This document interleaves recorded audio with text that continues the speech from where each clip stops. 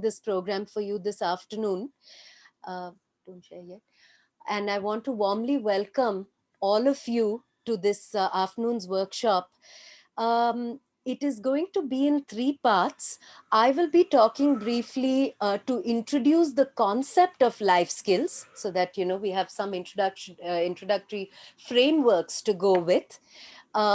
Then my colleagues June, Deepika, and Pragya will take over to take you through as extensively as possible online on aspects of application and implementation of life skills, that is, life skills in practice or life skills in action.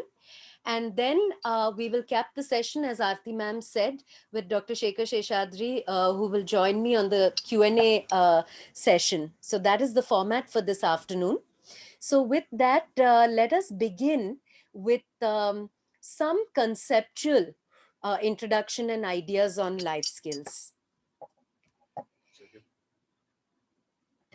Okay.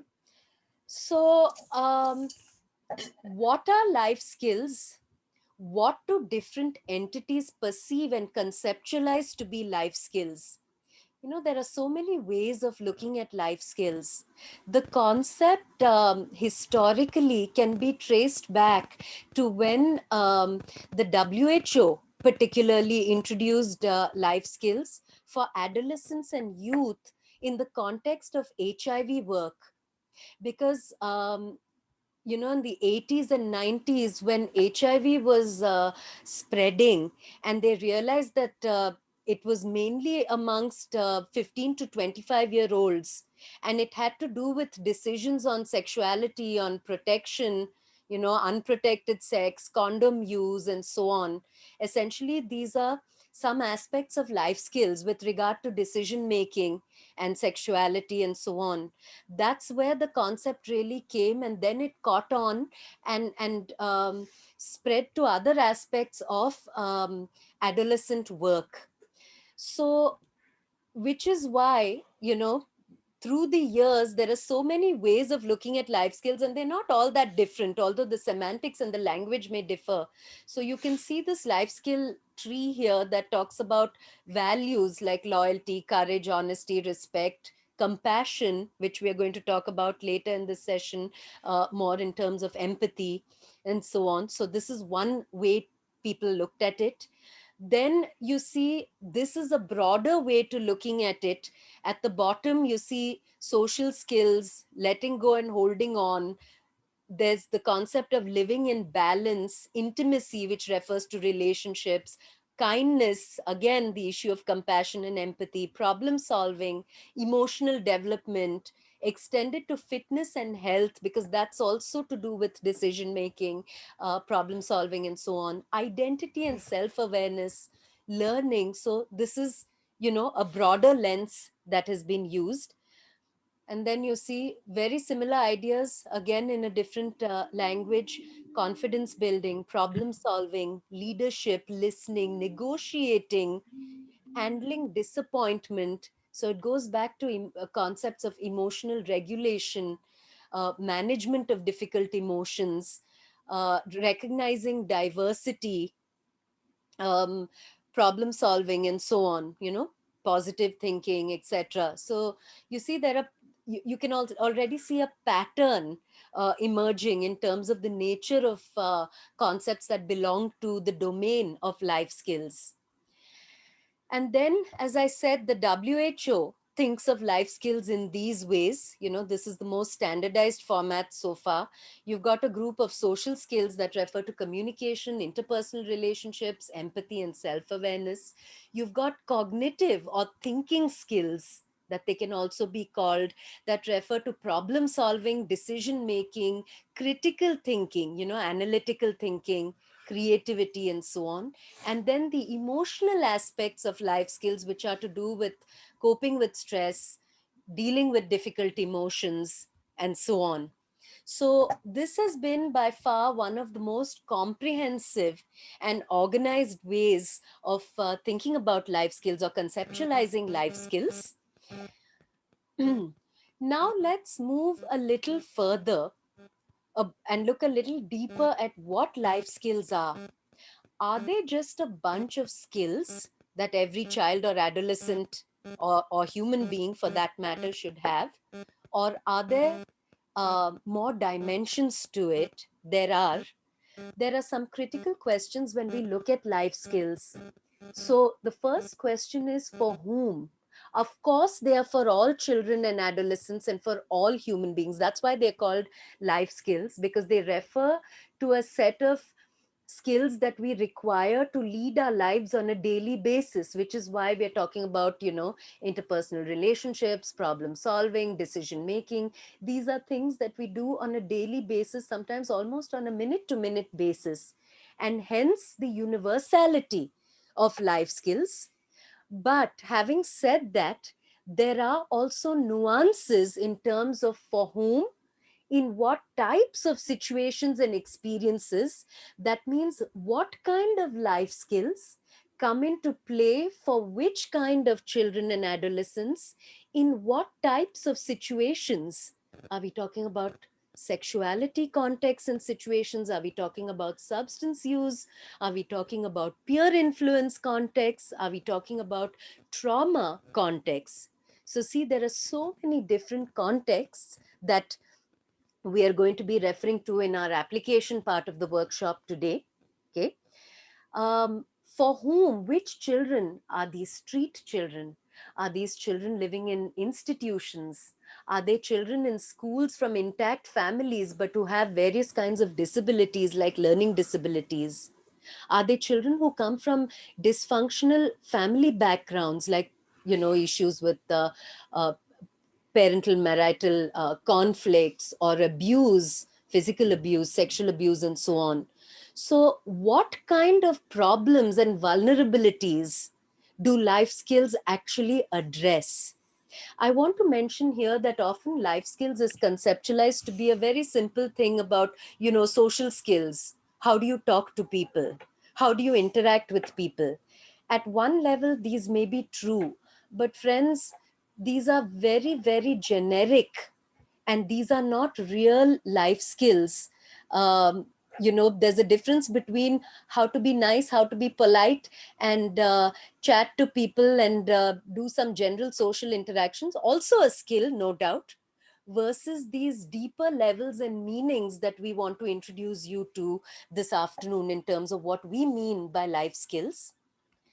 And therefore, in that, with regard to those deeper meanings and dimensions, we need to look specifically at child or person contexts. So what are all the difficult circumstances or contexts in which life skills are particularly useful? So children with learning disabilities or other kinds of disability, children with school related vulnerabilities, learning issues, bullying, dropout, abuse, a range of situations that play out in school, often in abandoned children, street and working children, children with chronic illness like HIV or cancer, children affected by gender and sexuality vulnerability. So, children who experience discrimination, either because of gender by virtue of being a girl child, or in the context of homosexuality, for instance, abuse, when we look at sexuality vulnerabilities, sexual abuse, trafficking, and so on. Children in conflict with the law, children with conduct disorders, stealing, aggression, with problems such as those, inappropriate sexual behavior, which is becoming a huge part of public discourse and conversation these days. Children affected by disaster and armed conflict, of course, in various parts of the world, including in Asia. Then we look at, so that was about what kind of children, and related to that is the context of experiences. So, how do life skills play out, deficits or the lack of life skills play out where we have children with single parent families, children who experience rejection and abandonment, whether it's in a family context or a school context, children who come, like I said, from contexts of parental marital conflict, loss and grief. You look at the COVID pandemic currently, and issues of loss, grief, and trauma with regard to illness, experiences of loss of loved ones. These have become very critical contexts in which we work with children using therapeutic interventions, including life skills education methodologies. Alcohol dependency in parents, parents with mental illness or disability, physical, sexual, and emotional abuse experiences in children, child labor and trafficking experiences, school dropout learning problems. These are all various kinds of experiences that children come from in relation to their contexts. Okay. And so, um, when we look at the use of life skill methods, we are looking at preventive and promotive contexts as well as curative contexts, or both purposes, in other words. So, life skills for all children and adolescents. Life. So, if you look from a preventive promotive purpose objective, it would be for every child, any child, all adolescents.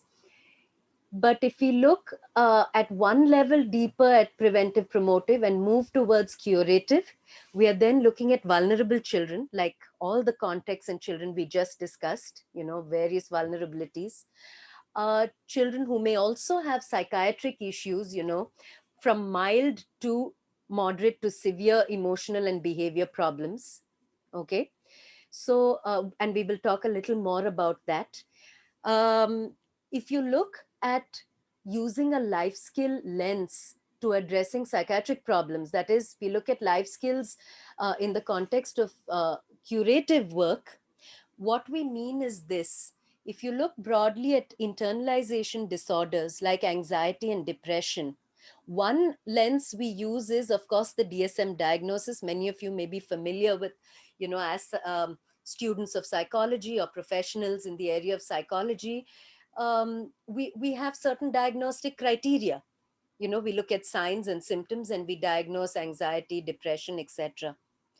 Another lens that we can use along with these diagnostic tools to particularly guide us in towards intervention is the life skill lens.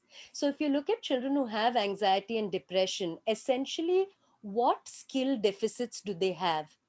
Coping with stress, coping with difficult emotions, decision making, communication, problem solving.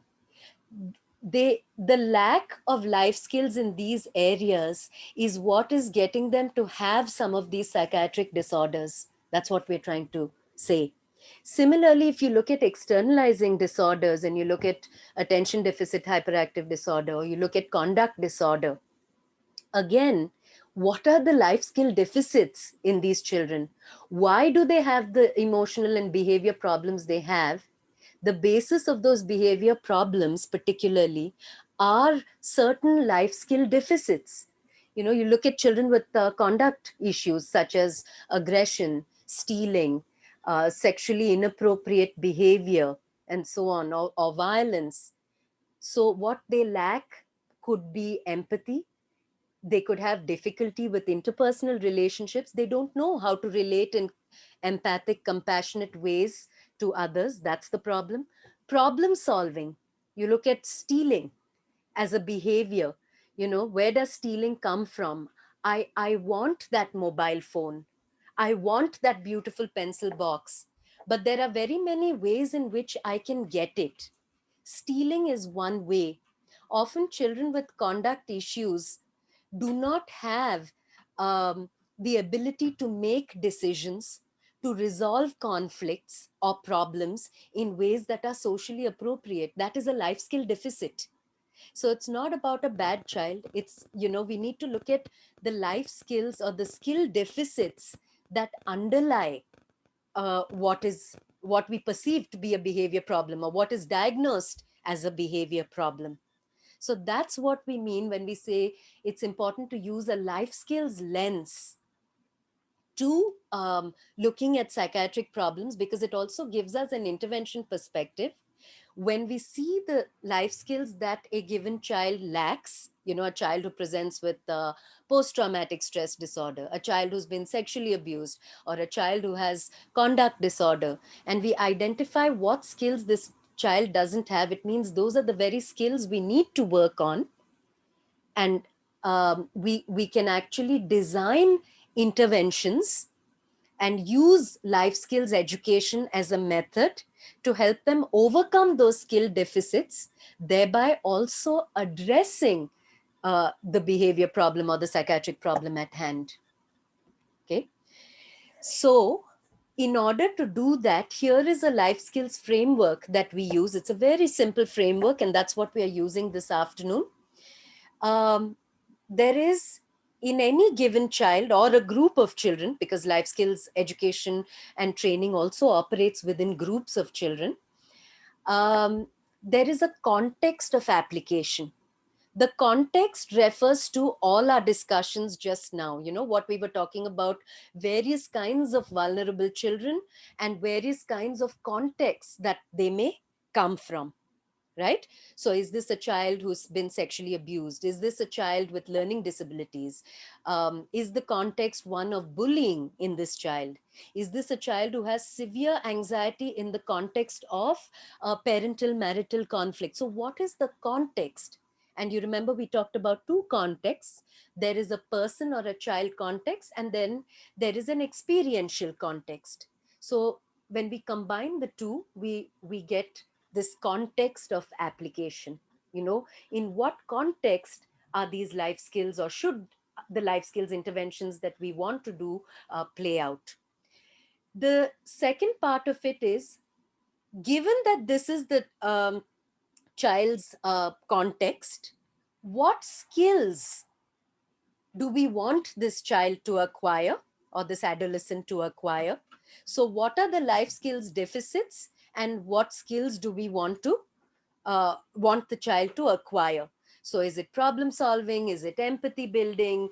Is it conflict resolution? Is it better interpersonal relationship skills? So what skills? What is the context? What are the skills? And once we have assessed what the context of the child is and what skills we want the child to acquire in order to overcome whatever the emotional behavior problems are in that context, we then look at what method do we want to use in order for the child to acquire the skills. So, as you can see, in order to make decisions for life skills education and training, or to implement life skills education and training, we use the simple framework. This is how we do an assessment in terms of what is the context of application, what skills do we want to teach, and in order to address this context of vulnerability, including certain emotional behavior problems, what skills do we want the child to acquire? And in order for the child to acquire those skills, what methods should we use? Should we use play? Should we use art? Should it be music or drama? That is the life skill methodology. That is the methodology or the vehicle through which we are going to deliver the skills. Okay. So, just a last few things now on how life skills teaching works. Unlike many top down approaches that tend to be hierarchical, the beauty and the skill of life skill training lies in the fact that all participants are learners. It's an equal platform. Everybody participates and contributes equally to the production of knowledge. And the production of knowledge is a continuous dialogue. It is not about right or wrong, or, be strong, be courageous, don't cry.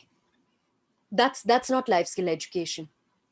It is about a dialogue in which we may use a methodology for that dialogue, whether, like I said, whether it's film or art or theater, in order to facilitate that dialogue and for a child to take a position, um, moving towards behavior change.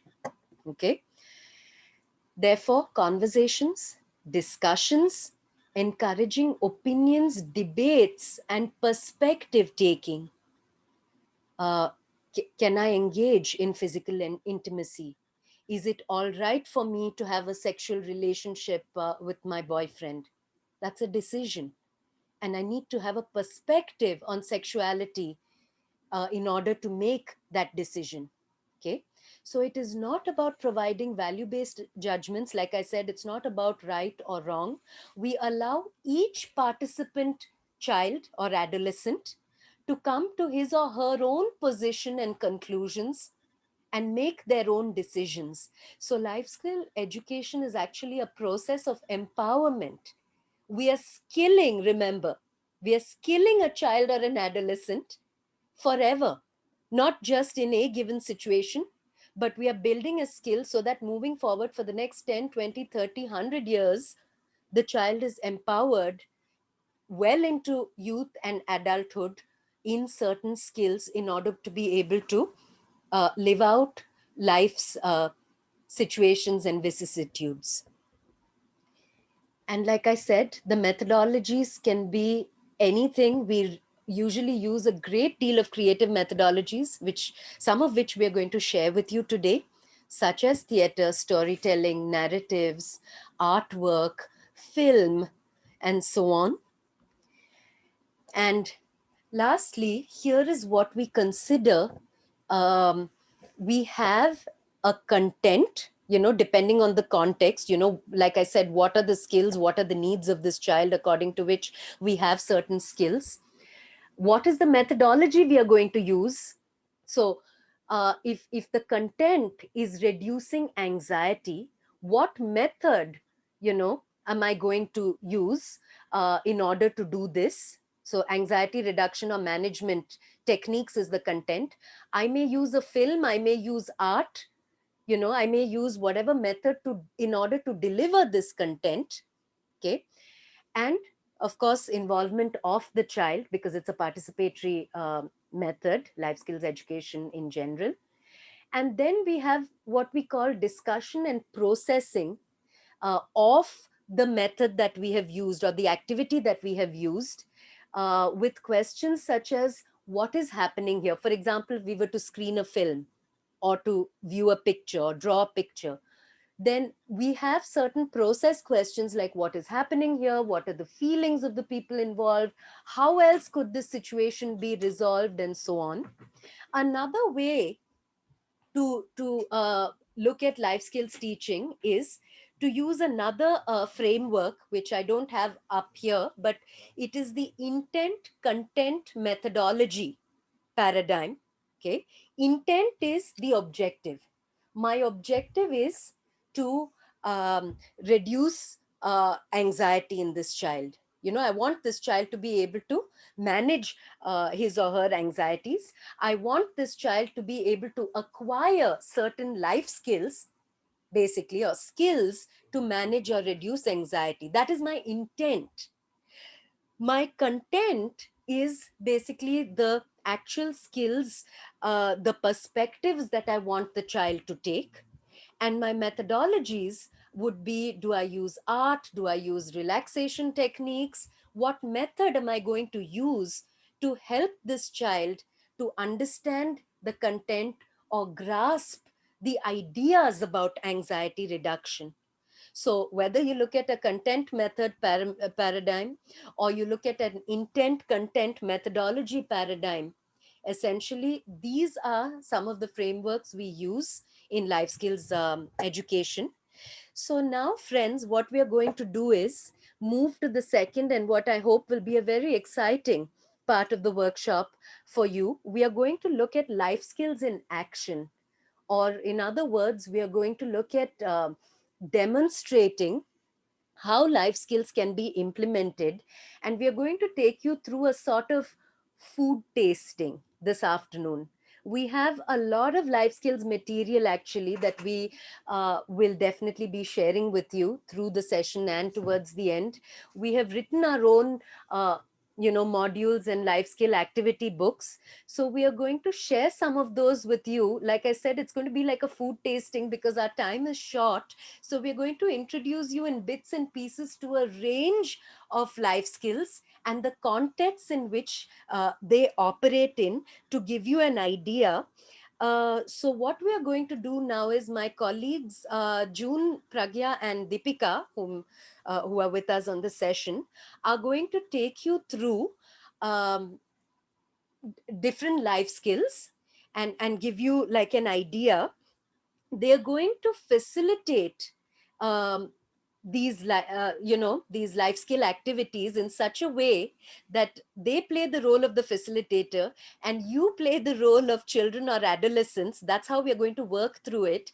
This way we are basically going to demonstrate how life skills education is done, and you also get to experience it um, in the ways that children experience it, to think through it and to take perspectives and so on. So essentially, all the methodologies that I referred to and that we use are also what are called as experiential methodologies. यानी कि ये hierarchical system नहीं है कि हम लोगों को lecture देते हैं या मॉरलाइज करते हैं. We allow children and adolescents to learn through experiences, and the methodologies we use present different kinds of experiences, like I said, through film, through art, and so on. So that's why we also call them creative or experiential methodologies. And that is what my colleagues are now going to take you through part by part. So let's move to the next part of the session. Deepika, Pragya, and June, I invite you to take over and start the application and demonstration part of our workshop today. Thank you, Sheila, for setting the tone for this session. And as we have discussed and thoroughly, we have focused on the different context. It can be of places, it can be the experiences of these children. So we will be talking about different life skills in action, as what Sheila has told. And just to give a brief idea about all of these life skills, before we enter into each life skills, we'll follow the framework which we have discussed earlier. We will be talking about the life skills that we will be using, and we will be talking about the context. So as I can see, we have a lot many participants in our session. So it will be a good idea to for all of you to engage in these activities. And I would invite everyone to please share your responses and your experiences as we go along this journey on the chat box. So that will really help us to understand, as what we were focusing on, the experiential understanding of these life skills. So I request you to please be on the chat group, and the experiences and your feelings and the emotions as we go along, we'll try to cater all of it. And I really want to give this opportunity to every single one to come here and share your responses with us on this training. So moving ahead, as we have learned some basics about life skills, we will be demonstrating some of the life skills, and which you can use with your work with children. And this 1 minute, Deepika. I just okay. want to emphasize something. Moving forward, friends, because we are in large numbers on this Zoom workshop, as Deepika said, that is why we request you to kindly not unmute yourself and speak during this part of the session, but to participate actively on the chat box, as Deepika has invited you to do. So it is critical that you engage, but for the time being, through the chat box. We will move to verbal conversations, as in by unmuting yourself only in the Q&A round. So we request you, in the interest of time and because of the large numbers, to help us by following through on the chat box, and to please respond. We welcome and invite your responses on the chat box. I'm sorry, Deepika, please proceed. Yeah. So as we have talked about the different, we have talked about the framework for life skills. So as we move along, the skills that we will be using in this activity is about the emotional coping and the regulation of emotions. We have discussed a lot in when Sheila was mentioning about the internalizing disorders in terms of the anxiety, the depressions, how the different emotions of the child plays out. And we will be talking because context really plays a very, very important role. So we will be doing it in the context of trauma and difficult experiences. So before we move on, I would request everyone to just grab a piece of a paper, a pen or a pencil. And once you have done that, we'll take a 2 minutes time. And once you have done it, you can give me a thumbs up so that we are good to go with the activity. And then we'll follow the instructions of this activity. So quickly, we'll take 2 minutes time. Okay. So I'll see one thumbs up. Okay. Aarti ma'am is all set.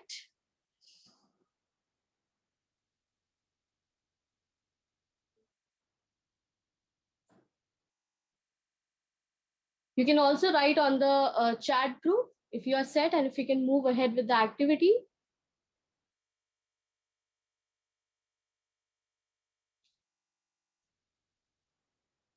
Okay. So now the methodology that we are using in this life skills in action talks about the art and narratives. And and one thing that before we move on to the session, there is no one evaluating your drawing. So please feel free to be a part of this activity. So I would request everyone to please close your eyes and think of a traumatic time or an event. It can be a very difficult experience for you in your life. And imagine that event, that circumstances as an image and not as a narrative, like not like a word, just like a still photograph. So when we click a picture on a camera, it captures all the emotions. So I would like you to take some time. Let's take 2 minutes, and I just want you to think of that experience, and I want you to stay. I really want you to stay with that experience for a while.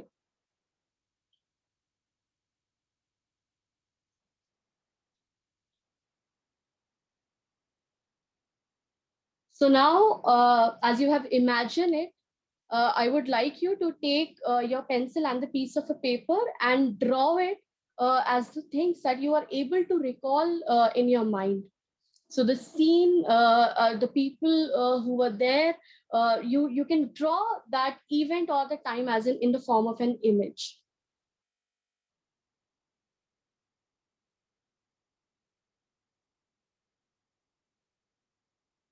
We'll take some time here.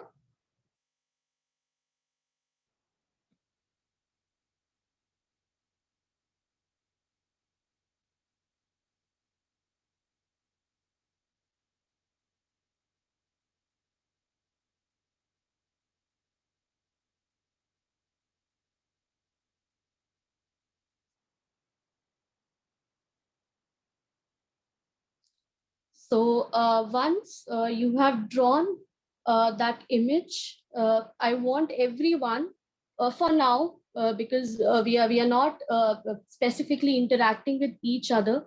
I want everyone to look at your own drawings and describe it to your own self. So look at your image.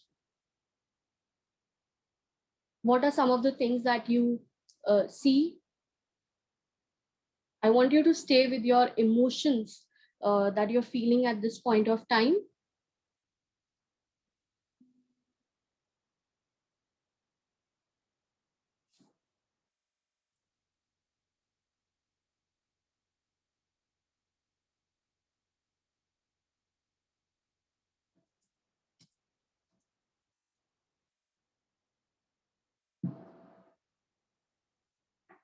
What were some of the things, the sights, the images, the sounds that you can relate to this image, the drawing that you have drawn? I want you to stay. I want you all to stay with that for a while.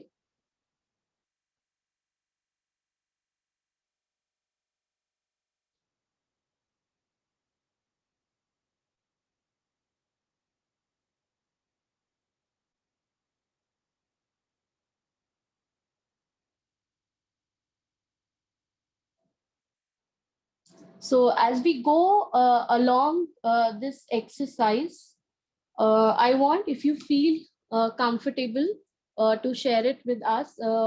I also want to emphasize that this session is also a very safe space, and I also realize that it takes a lot of courage, to go back to those feelings and emotions and share with all the participants here. So I would like to thank everyone for doing it, and I hope that I really want to then take it ahead. So, if you feel comfortable, the first question that I would like you, and if you can share your responses on the chat, what were some of the feelings and the images that came back to you? What were some of those emotions and the feelings you had when you were drawing it and when you were observing your own drawing?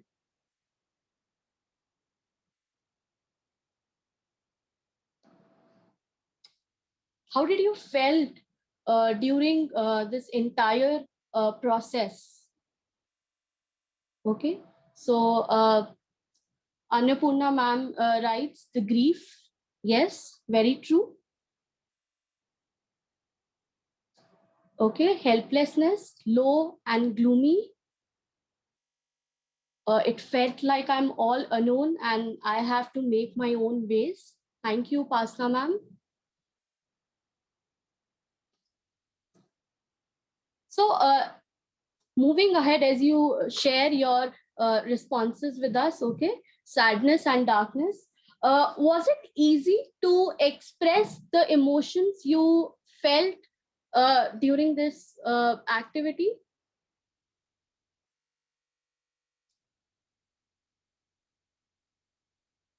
So when you're talking about low and gloomy, the sadness and the darkness, fake smile on my face, it wasn't easy. True.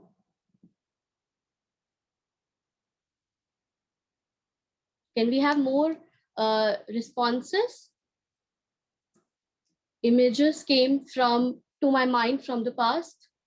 No, it was a hard time. Such emotions, yes, Aarti ma'am, such emotions are hard to express. Difficult flashbacks, stress and anxiety. Very true. So let's just go one step ahead. And I want everyone to think about what are some of those things and who are those individuals that helped you during that point of time.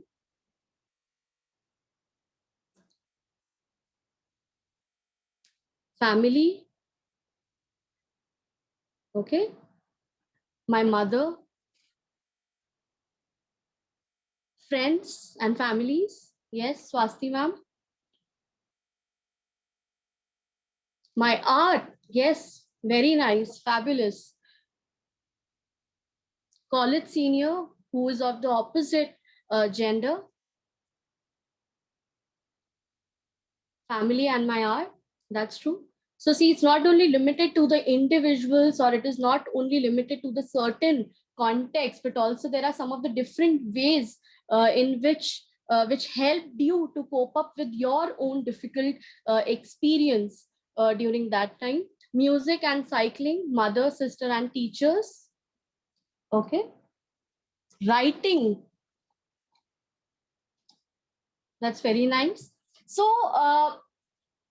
how do you think that you overcome your trouble? How did you resolve these issues? Let's think for about a minute and reflect on how were we able to resolve these issues when we were talking about these difficult experiences.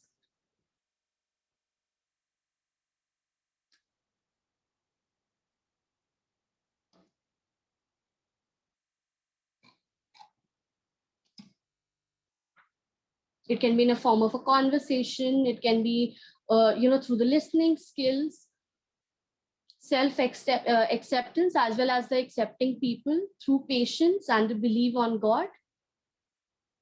Thank you, Soumya ma'am and Swasti ma'am.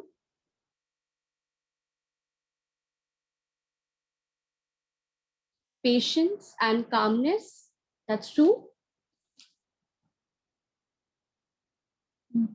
Okay, as I think as time passed, I made peace with my situation. Also, I got uh, switched the entire focus to my work. Yes, open discussions and being open to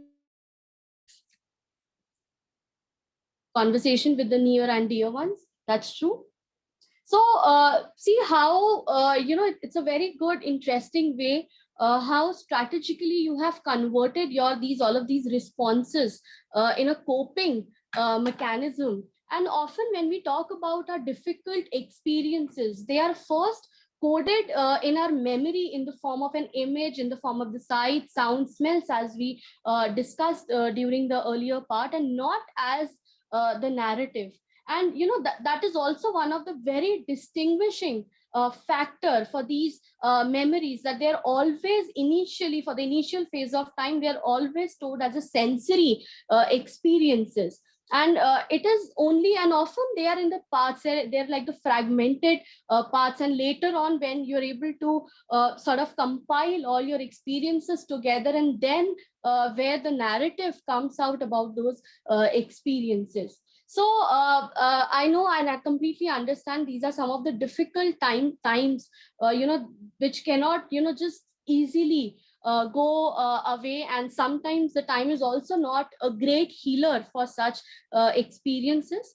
So, and some memories for some people can be forgotten, and for some people it may stay for a longer period of time.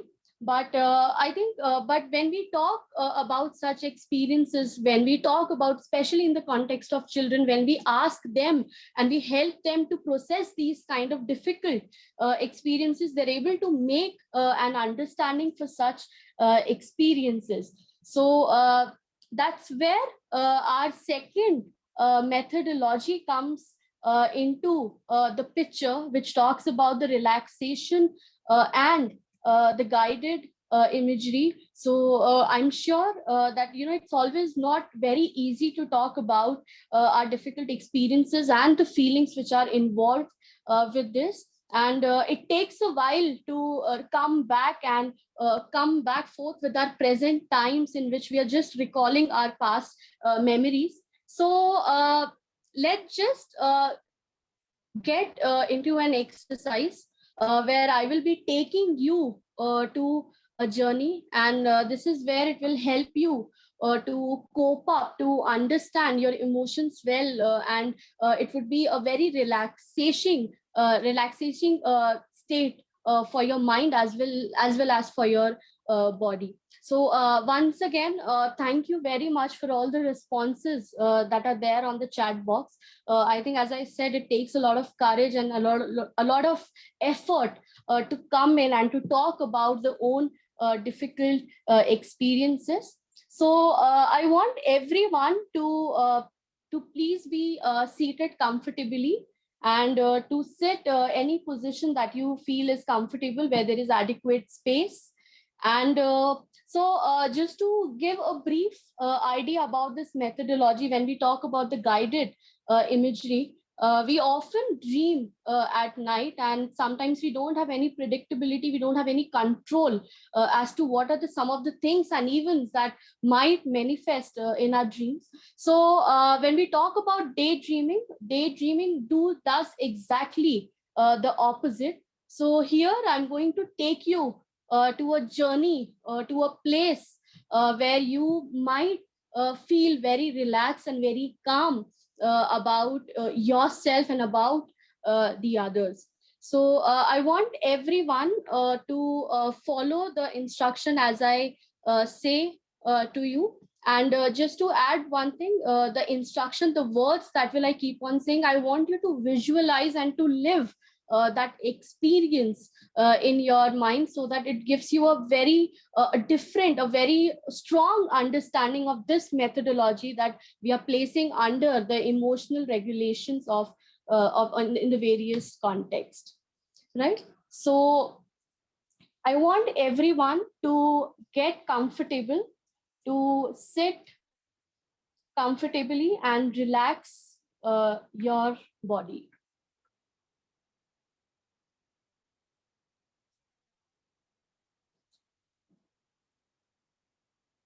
Feel your arms and legs becoming loose and relaxed.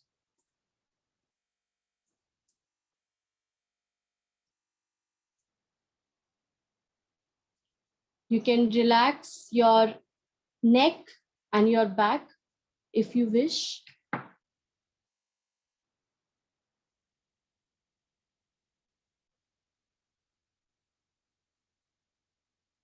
Breathe in through your nose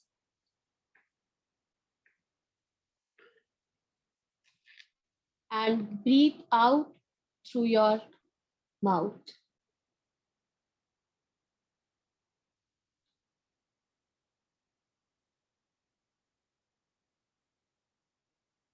Once again, breathe in again, slowly. Hold your breath for a while.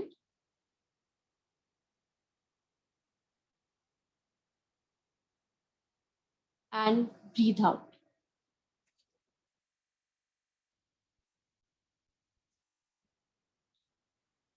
With each breath, become more and more relaxed. Lose your arm, lose your hands, lose your leg, and allow the visualization to begin. So imagine you are walking towards the ocean, walking through a beautiful tropical forest. You can hear the waves up ahead.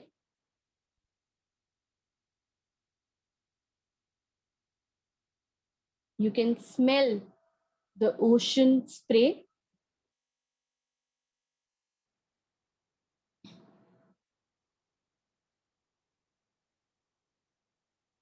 The air which you are feeling through your skin is moist and warm.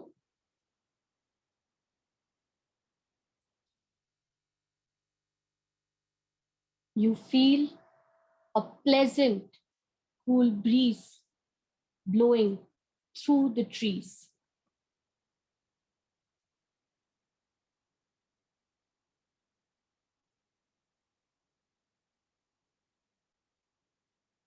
You walk along the path, coming closer to the sea.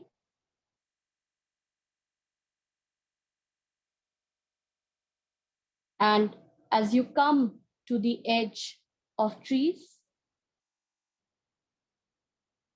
you see the brilliant aqua color of the ocean ahead.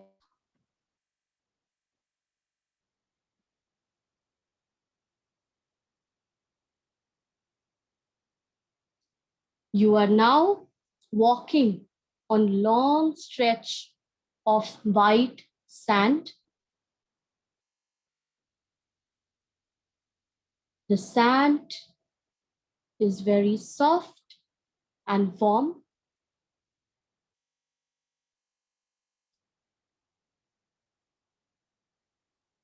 Imagine taking off your shoes and walking through the warm white sand towards the water.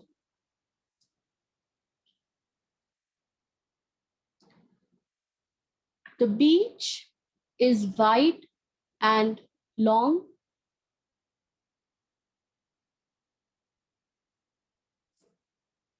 You look left, you look right, you see the beach around you. You hear the waves crashing to the shore.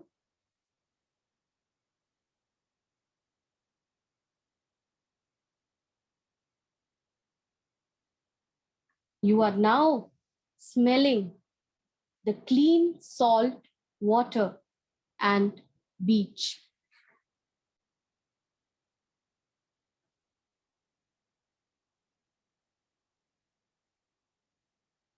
You see the waves washing up onto the sand and receding back towards the ocean.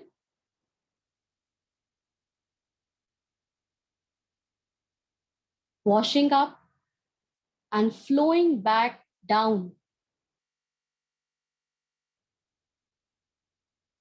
You are now enjoying the rhythm of these waves.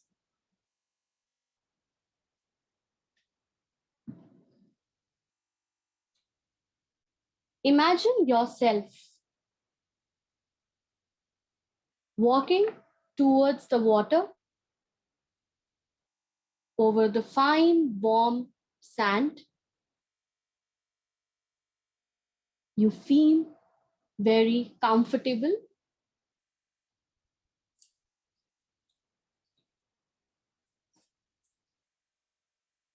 As you approach the water, you can feel the mist from the ocean on your skin.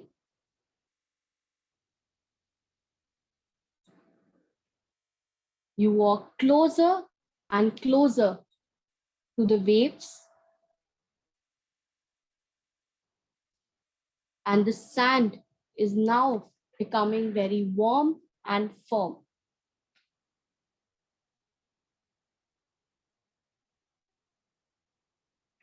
Now you're feeling calm and refreshed.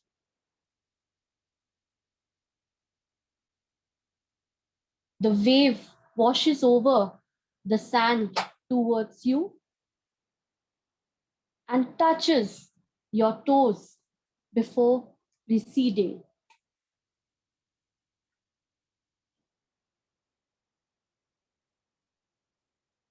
You are now gradually walking back out of the water and onto the beach.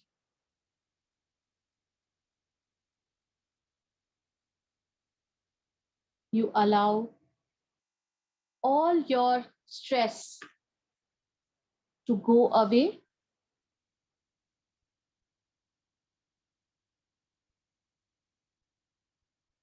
When you're ready to return from the beach,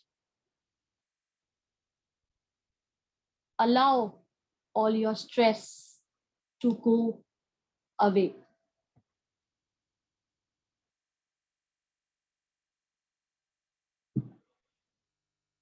So bring back yourself to your usual level of awareness and alertness in your surroundings.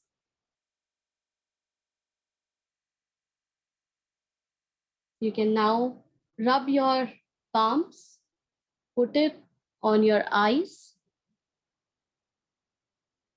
and return back to the session.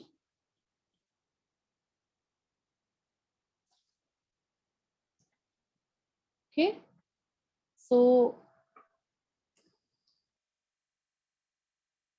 I hope you enjoyed this journey, and I would like to hear from you all. How did you felt during this entire exercise when we were going on to this journey of imagination?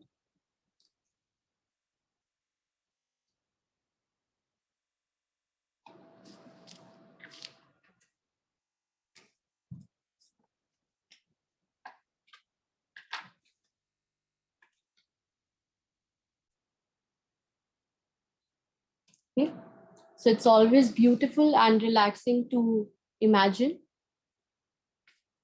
to feel relaxed. That's true. A very refreshing experience, calming and relaxing. Wonderful.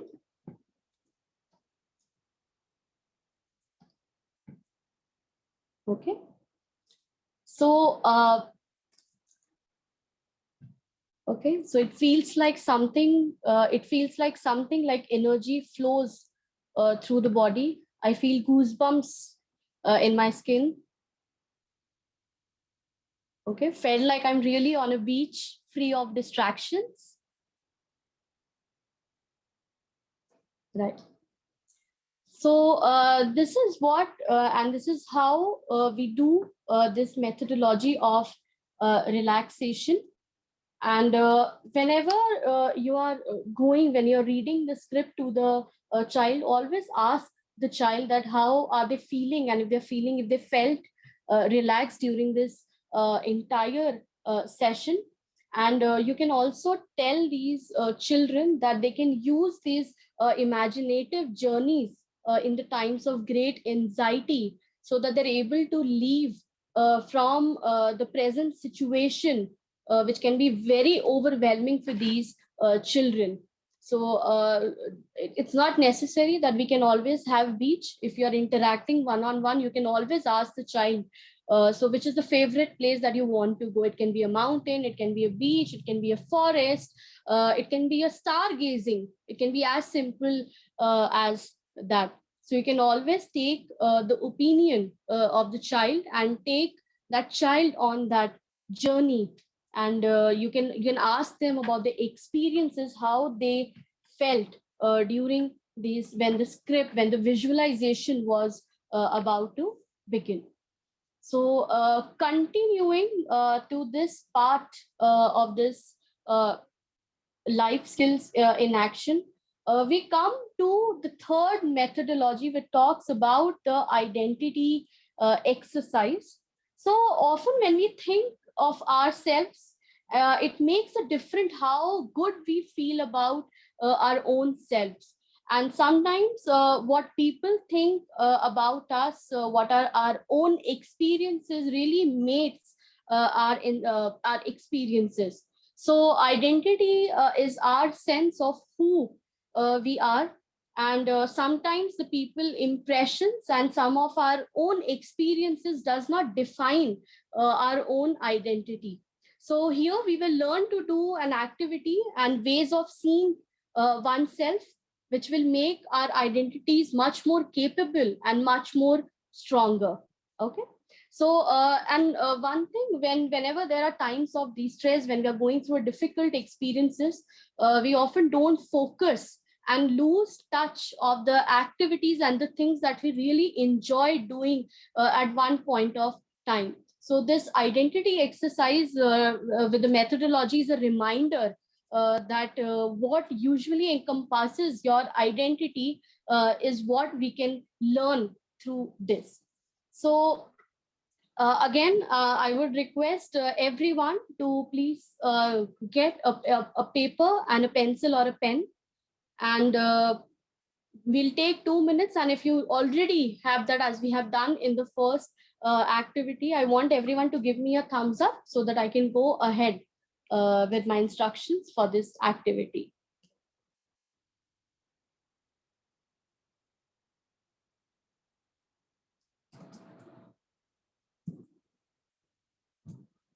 Okay.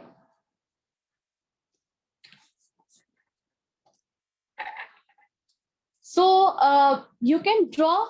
So imagine that this is you, and you have to basically draw the body outline as you can see on your screens. And imagine that this is you. And I want everyone to divide this image into the three parts. So I want everyone on the head region to mention their different roles and relationship and their own responsibilities that they have. It can be that of a teacher, it can be a student, it can be a family member, it can be a friend.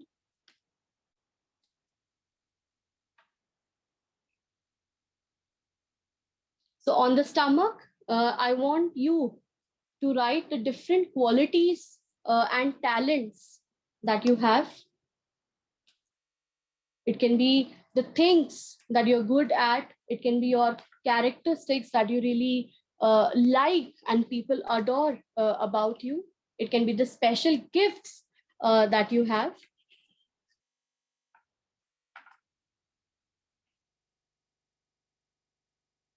And lastly, on your feet, I want you to write your fears and worries. It can be the difficult experience as well, things that make you sad, that makes you scared.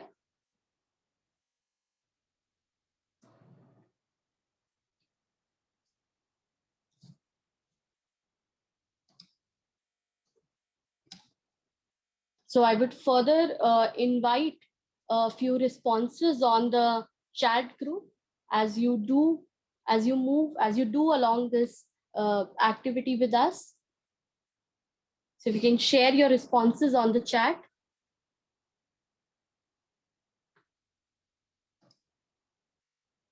What are some of the roles and responsibilities, your qualities and talents, your fears and your worries?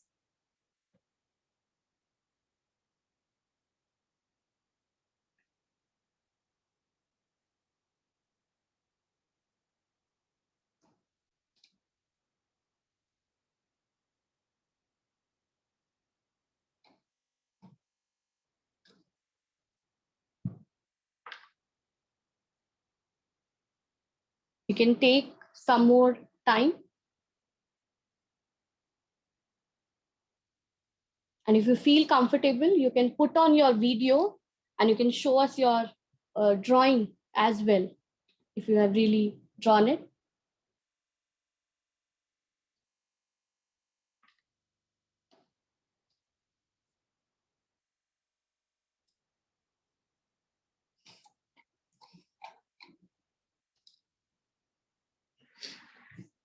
So once again, the roles and the responsibilities. Uh, it can be that of a friend, a family member, it can be that of a relative, it can be teacher, it can be the citizen of India.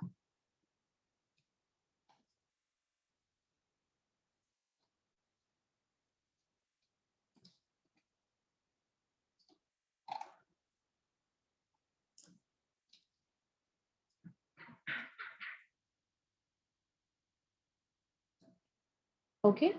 So role, mother, daughter, and teacher.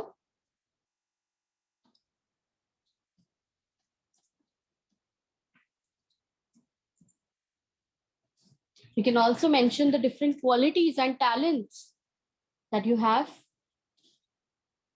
your fears and your worries.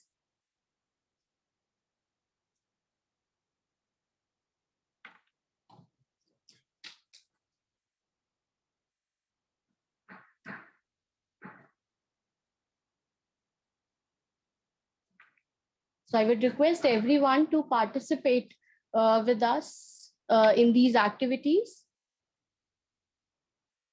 That will really enhance our understanding that how do these methodologies works with children.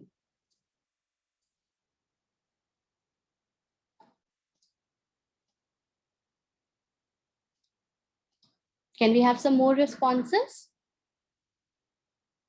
Okay, so Soumya ma'am writes, the daughter and the student. As a daughter, I have to do a lot work for my family, qualities, daring, fearless, and I want to be a good daughter, mother, and mother-in-law and grandmother. That's wonderful, Pratibha ma'am.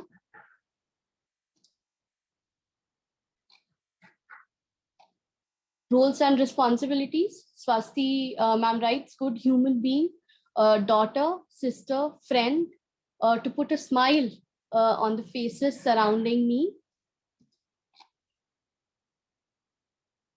Okay. So whenever we do this activity, okay, so Soumya ma'am also writes talents, the communication, the optimism, and the writing skills. Okay. Fear, unexpected issues. Roles: good teacher, good human being, good character, inspiration to others. Qualities and talents: helping nature and helpful, hard work, active listener, calm, efficient work management. Great. So thank you everyone for your responses. Okay, so Upasana ma'am also writes to do good and spread positivity. Fears: not able to fit in, anger.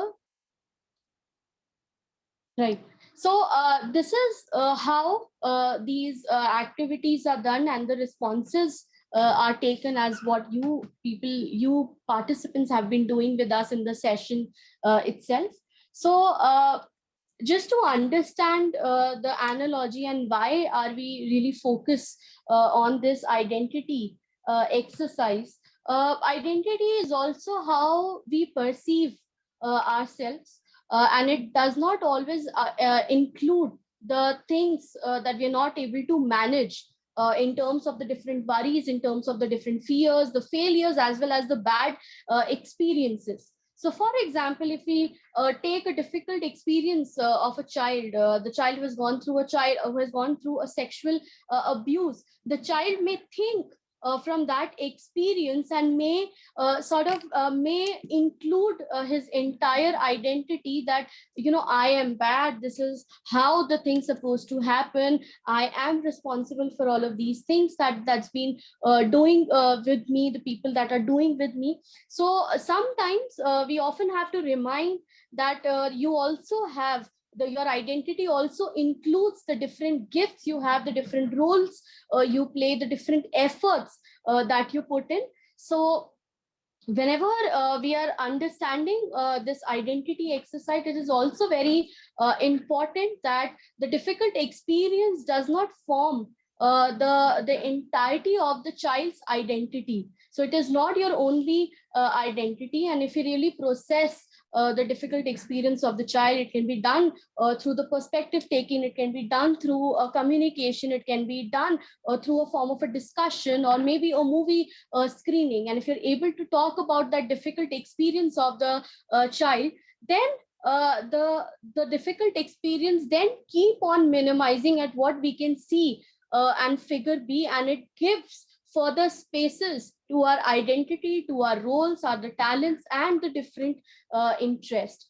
So it's very important for us that we our understanding of our own identity needs to move from figure A to figure B, to be able to understand and process our own difficult experiences and to include the other ways of functioning.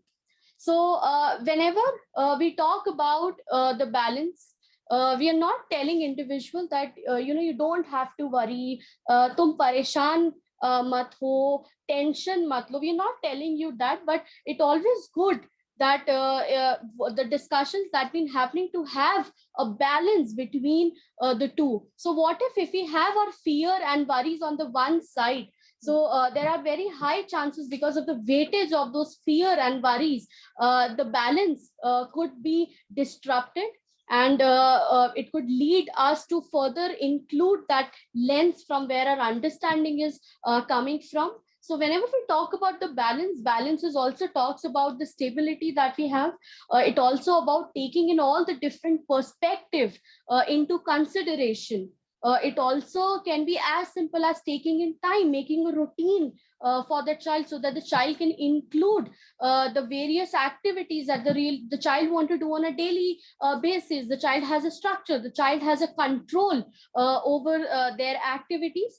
And along with this, the balance, I think the balanced diet example is also the another analogy that can be used along with this identity exercise. So you can always, whenever you're doing this activity, you can ask the children that if you put your fear and worries into one, so it will prevent you to balance from tipping over to the other side. And what are some of the other things that they really want to do to make a balance? So that will be their positive thoughts, that there will be their confident thoughts, it will be their identity attributes, the things that you all have mentioned in the chat group about your roles and responsibilities, the qualities and the talents. And this is how you bring in the balance between the aspects of your life. So with this, we come we come to the end of the first life skills in action. And thank you very much for your lovely participation and interaction during the session itself. And from now on, my colleague June will take you ahead with her second set of life skills. Thank you so much, Deepika.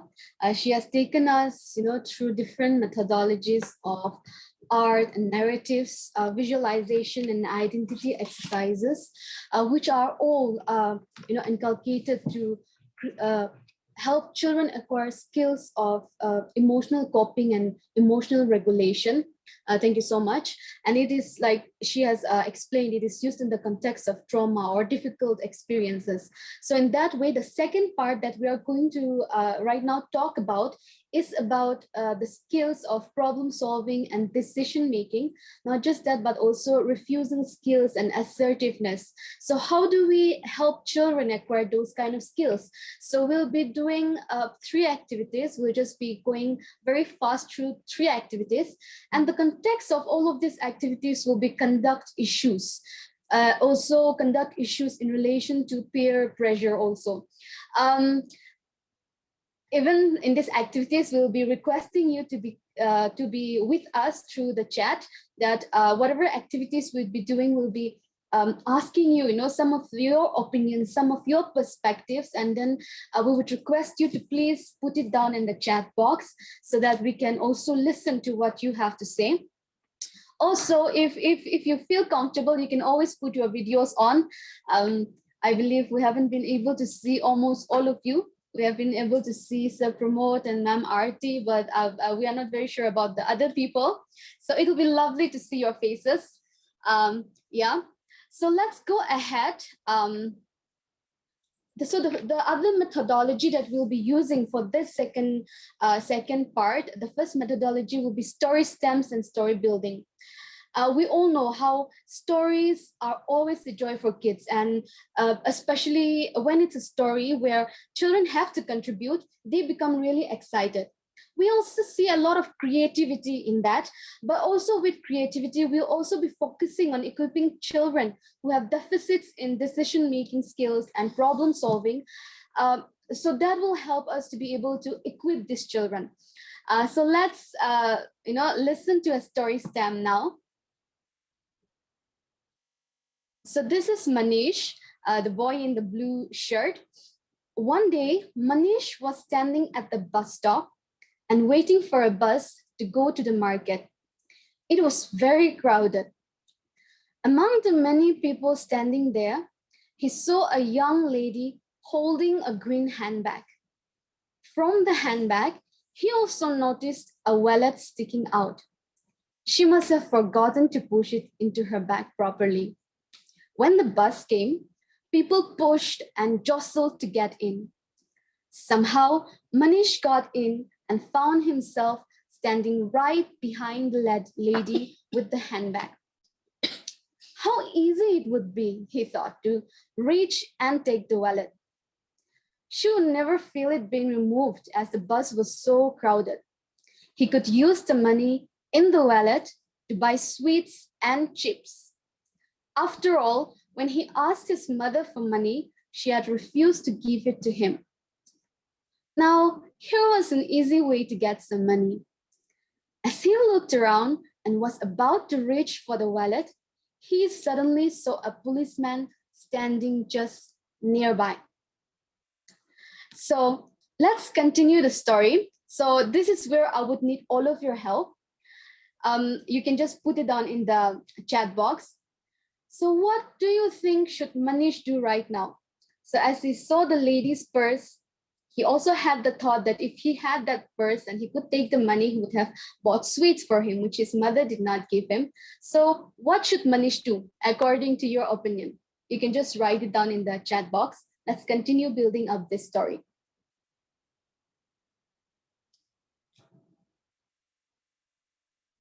Yeah.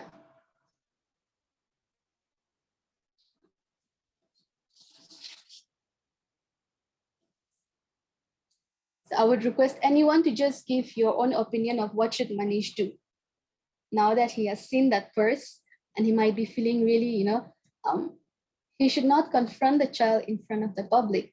All right, here we are talking about Manish, the boy. What should he do? He saw the purse in the bag. Now he is also feeling that, should I take it? Should I not take it? So Manish is the one who has to decide. So here we'll be talking about Manish and not the policeman. So Manish, maybe he don't steal that purse because of the fear of the policeman. Yeah, all right. He can simply ask some money from that lady and enjoy their ice cream or other food items. All right.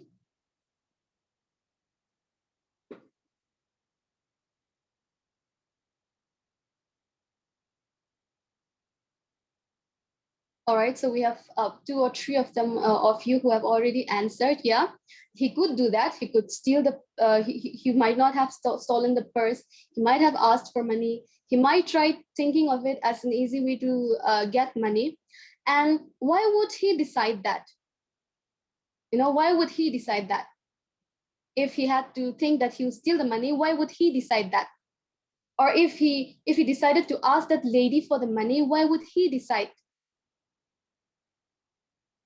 We should focus, okay. All right, somebody here wrote, he might make the lady aware that the wallet might fall down from the lady's purse. And so the lady gives him something, thanking him, all right? All right, so even when he says he might make the lady aware that the wallet might fall down from the lady's purse, and so the lady gives him something, thanking him. So here also, why would he decide to do that?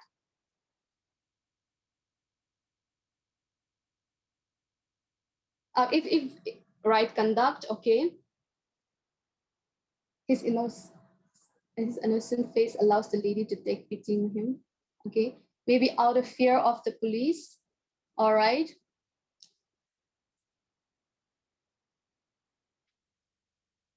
Yeah.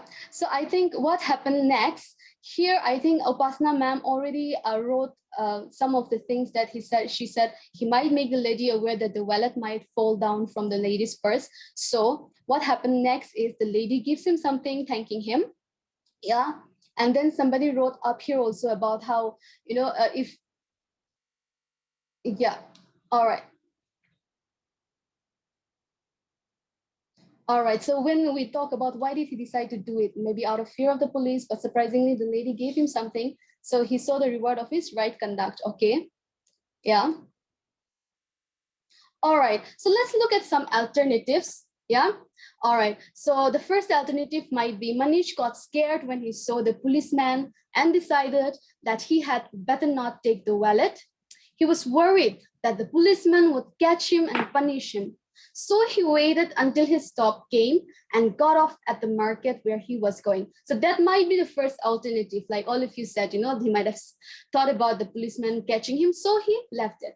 The second one might be Manish was scared when he saw the policeman, but felt like he really needed to get the money in that wallet.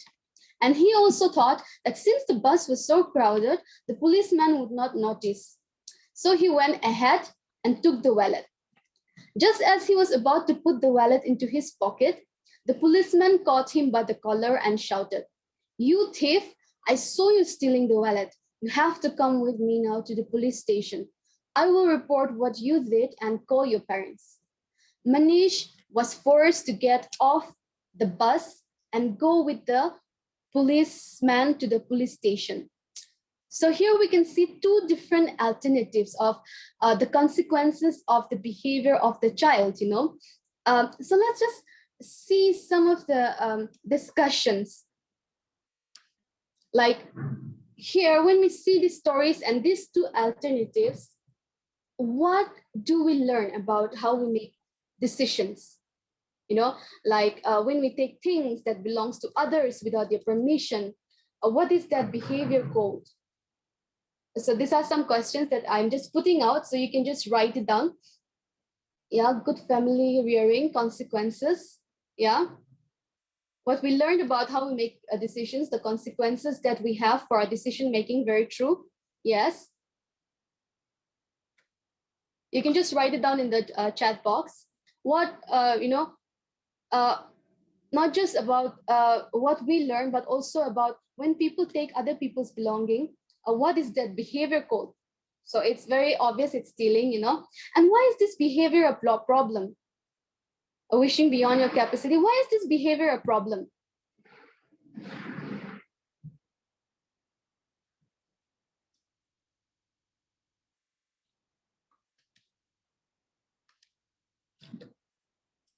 Yep. Anybody wants to, share? Why is this behavior a problem?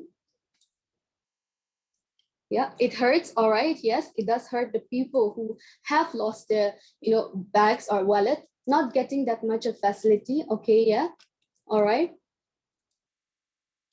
Because of poverty or desire. Yeah. Okay. That's where they come to make decisions.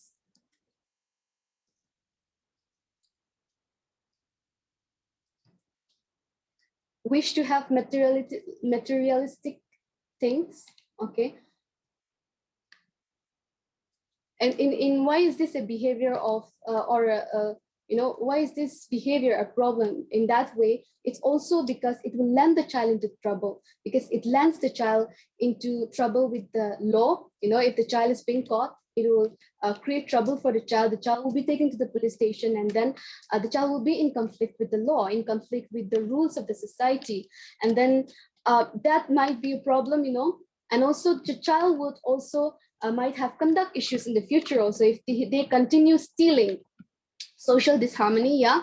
Now, what can be the consequences of it that I have already touched upon? Also, not just other than the police catching them or being punished, what else might be a problem for people who engage in this behavior? What are the other different problems that these children might face? Not just the police, not just the punishment that they get, but what would society talk about of them? What would people they know talk about when they see them? Or maybe, do you think they will have friends? Would other people trust them? Or if other people will not trust them, then why not? Or if the other people trust them, then why? Yes, they might develop a habit of stealing and getting things easily. Yeah, that is where the conduct issues crop up. So here, with all the discussion, so whenever you do this kind of an activity, story stems with children, our main motive is that we're not telling children what they should do, but they are coming up with their own stories, alternatives. And when they come with their alternatives, they're also making reflection of what will happen, the consequences that will come up. Especially with this decision, we can ask children. Children will be able to give us much more ideas, and they will, like I said, they are very creative. So they might give different reasons, as adults, we might just say that it's wrong, but some children might just say that it's okay, I can do it. So in that way, we can build their skill of making decision. And then especially children who are at high risk of conduct issues, children who are coming into conflict with the law, like Sheila already mentioned about the deficits in life skills that a given child lacks, especially with decision making, problem solving. So in this way, when we use this kind of activities, we are not telling the children what to do, but we are also trying to help them think more of the consequences of their actions so that they might be able to acquire the skill of decision making. Yeah. All right. So let's go ahead. This is also another story building exercise activity where we can share the story to the children and ask the children to build up stories. Ask the children to actually answer, the discussion questions so that they can again acquire the skill and they can again develop the skill of decision making. Like, for example, in this story, John had worked very hard on a science project submission. The science teacher was very strict and particular and insisted on high standards of neatness and organization. John had stayed up late every night for nearly 3 weeks to make the project perfect. On the day of the final submission, he walked into the schoolyard, carefully carrying his completed project. He slipped on a step, and the project folder fell from his hands. It flipped open to the first page. As he bent down to pick it up, Rahul, his classmate, ran past and stepped on the project folder, leaving a large, muddy shoe mark on the page that was open. So when we think about this story, what might have happened next? What would have Rahul done next? Or what would have John said to Rahul, since Rahul was the one who stamped on his project and spoiled the project? What would John tell Rahul? Or how would Rahul react to John? John react to Rahul. Yes, become angry. John would be so angry. Okay, that's one way.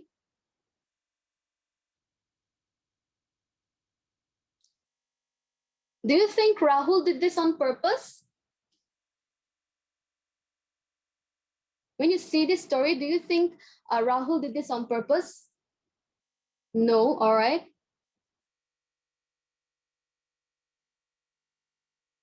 Or else Rahul could have asked sorry, all right. Should John be angry with Rahul? Yes, he should be, all right. So if John is angry, how could he show that he's angry? Or which do you think is the best way that John could show his anger towards Rahul? How could John show his anger to Rahul? And John will understand, okay, when Rahul apologizes, John will understand that Rahul did not do that intentionally. Yes, John can abuse Rahul, yeah. He can show his anger through abuse.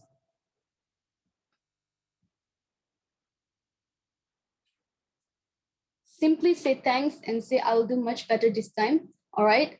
Scold him, yes, John might scold Rahul. Should John have it out right there? Or what should he do? We'll pull his leg, okay.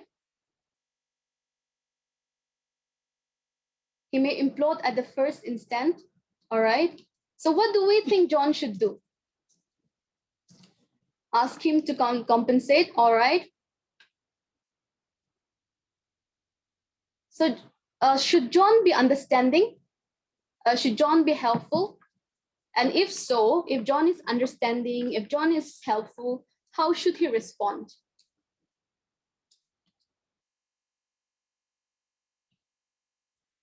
How should John respond if he's understanding and if he is helpful? Yes, he could pick up the project, okay. Okay, Rahul could pick up the project that John made, all right.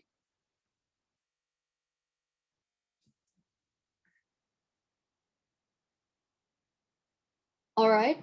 So yeah, these are some of the ways how we can ask children their opinion, here, and ask him sorry with a polite gesture. That's for Rahul to ask John. So here we can also say, we can also discuss with children and let them come up with answers. Let them come up with answers so that this discussion can help children, especially who struggle with anger issues, aggression, so that they may be able to also think and reflect and also make decisions on how they want to approach their anger, how they want to approach people who they are angry with.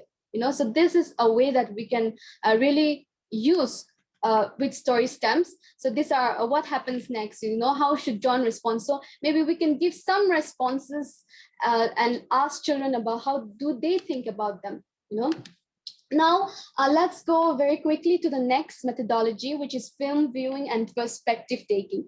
So with this methodology, we'll be looking around a specific video. I will show you a clip and then we'll discuss on the clip, yeah? All right.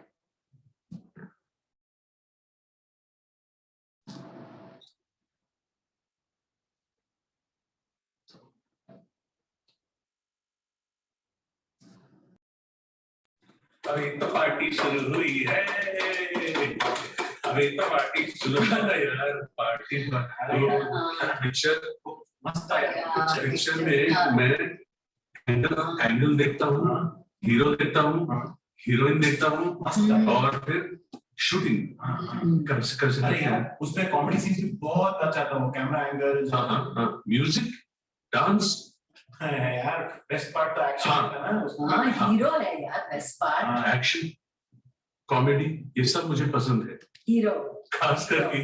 और जिनमें वो comedy scene जो था ना, हाँ वो मस्त बस था ना, वो याद है तेरे को वो scene? Are you able to see the video and listen to the audio? If you can just give a thumbs up. All right. अरे यार जो भी है पिक्चर है मस्त होता है वो। और एनीवे बड़े टाइम हो गया यार ये बंदिया। अच्छा वेलकम अर्जुन। अरे इतने गुमसुम क्यों हो मेरी यार? अरे अपना ही घर समझ यार, पार्टी है थोड़ा यार, चल। हेलो हाय, बड़ी देर कर दी। अरे यार कुछ बात मम्मी ने आज नाम वो कर दिया मुझे नहीं यार कौन ही आना। खैर यार बड़ा इंतजार किया है यार, अब तो पार्टी शुरू करनी शुरू चाहिए। करते हैं यार। अच्छा चलो चलो चलो, अपनी क्लास से ये लो जी, ये लो ना। चलो ठीक है, ये लीजिए, सब है, सबके पास है? Okay, 1 2 3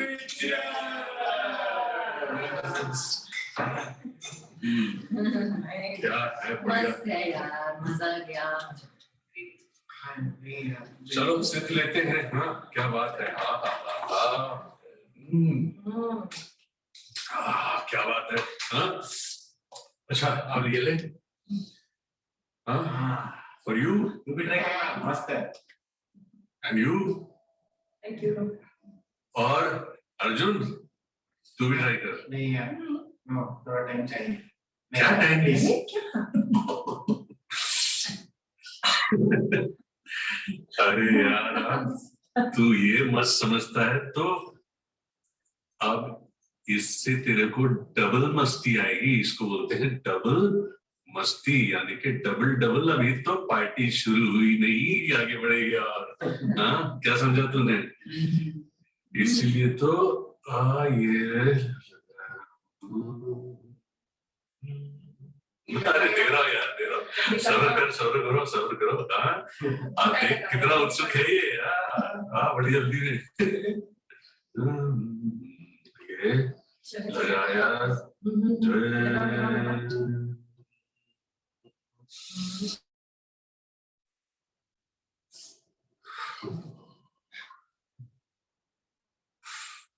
Please take.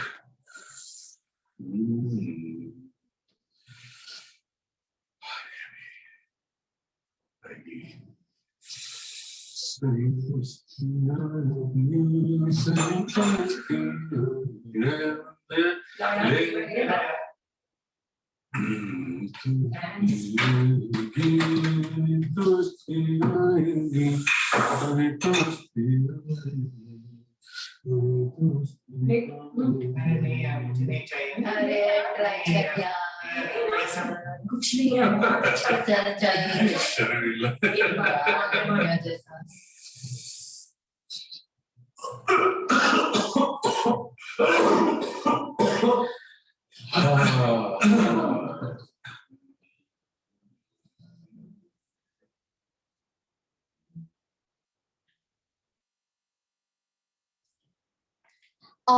So when you see this video, what do you see here?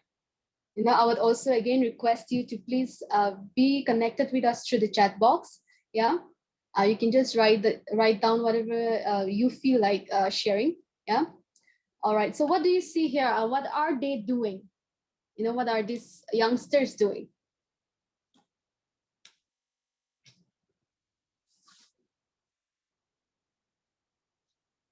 Partying. Yeah, they're partying. So when they're partying, how did they, using all bad habits, all right, how did they welcome Arjun in their group? What did they tell Arjun about smoking and drinking to convince him? What were the words that they told him? Yes, environment of friends changed that person in wrong direction, all right, partying, drinking, smoking, yeah. So what did these friends, this group, particular group, tell Arjun. So Arjun is the boy who is in the blue shirt. So what did they tell Arjun about smoking and drinking to convince him? All right, Pratibha ma'am said they can see the effect of bad friend. Okay, all right.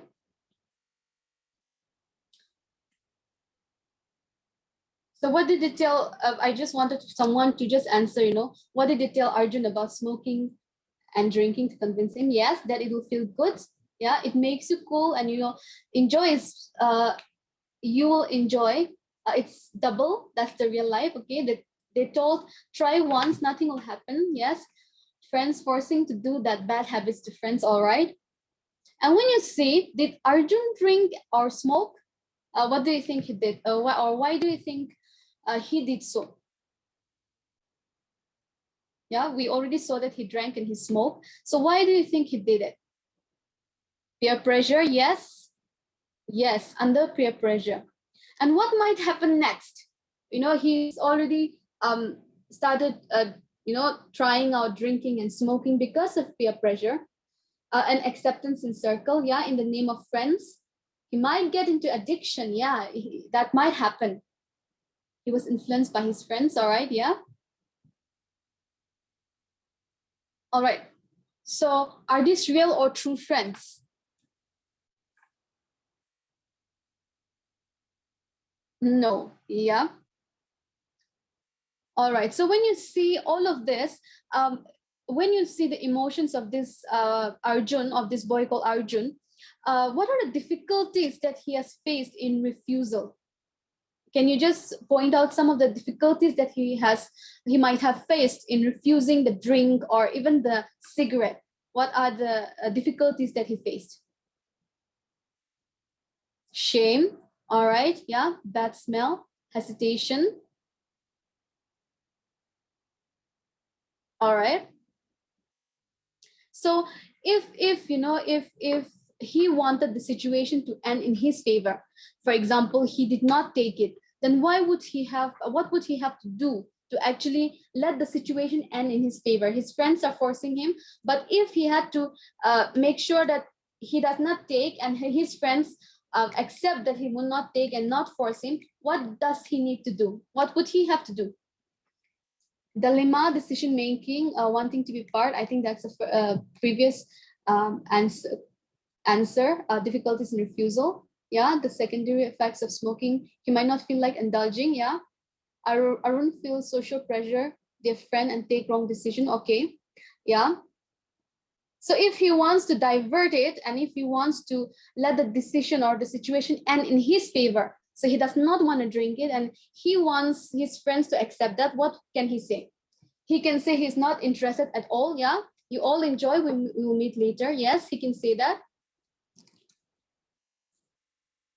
Yeah. All right. So when we look at this, when we look at this video, what are the different kinds of strategies that are being offered to other people, or coerced into using substances? What are the scenarios that you have seen? You can name a few. He can leave the party. Yeah. All right. That's the previous question's answer. Yeah. And what kind of strategies can one person use, especially those people who wants to pull someone and make them do things that they are doing? What are the different kinds of strategies that people use?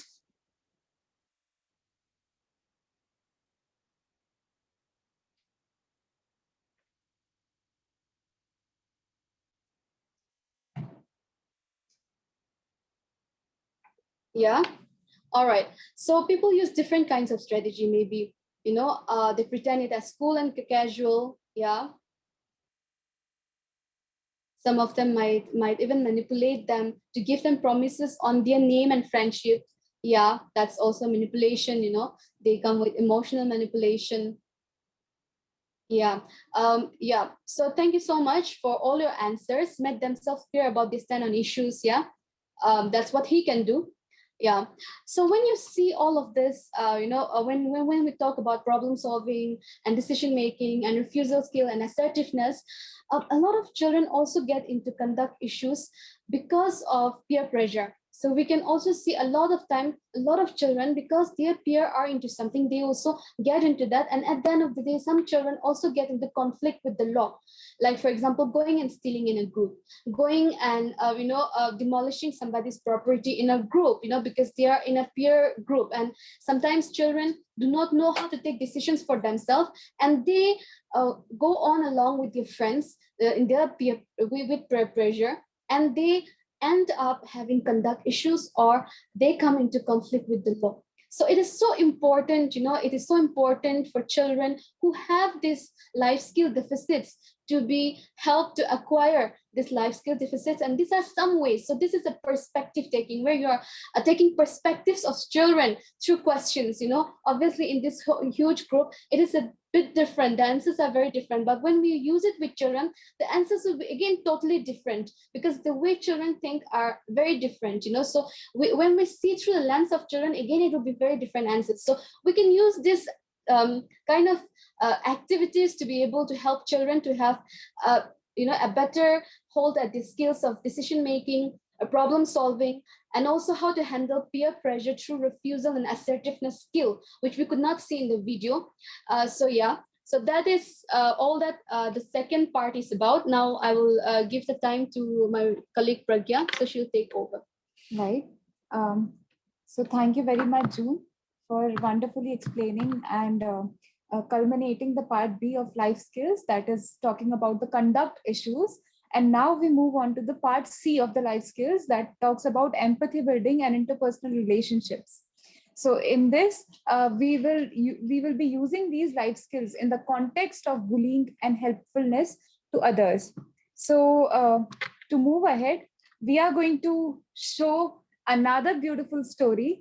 And the storytelling is one of the most effective ways to communicate important things to children, to talk about some context, about some issues, about some hardships, about some very important experiences about different issues that they see around, right? So storytelling is one of the most effective ways, and it also brings information in them. It also increases knowledge and brings truth to life, right? So we will again take you on a storyland of the kindest Karun, and we are going to hear his story about his journey of being empathetic and kind to everyone, right?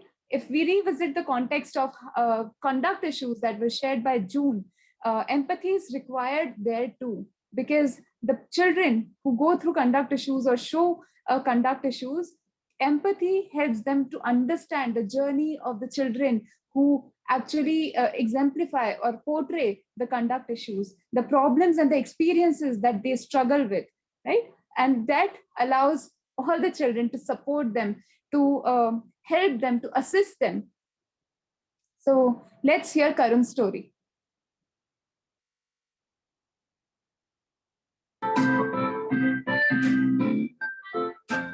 Story is about Karun. So I hope you all are able to view the video as well as listen to the story. If you are able to do that, please show me a yellow thumbs up. Okay. Thank you, Priyadarshini ma'am and Upasna ma'am. Great. Thank you, Govind sir. Thank you, everyone. So we will play the story. And it's called The Kindest Person in Class. I'll start telling you now. A large group of 5th graders were eating lunch in the school playground. It was the end of the school year, and the next day was prize day, like you all have at school. I'm sure Geeta will get first prize for studies, said one child. Santosh, the genius, will get the maths prize. He always gets it, said another. Meena will be the best artist I know, and John will be the best singer, as usual, said somebody else. And Karun will win the prize as usual for being the fattest kid in class, said another child cruelly.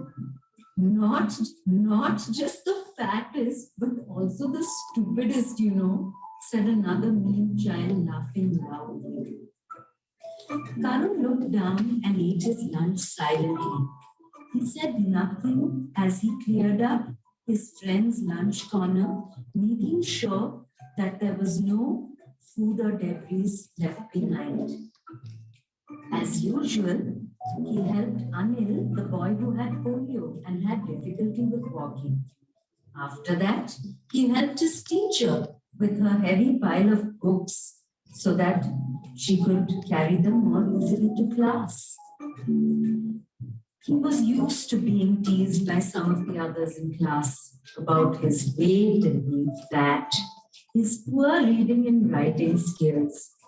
But he was very sad about it.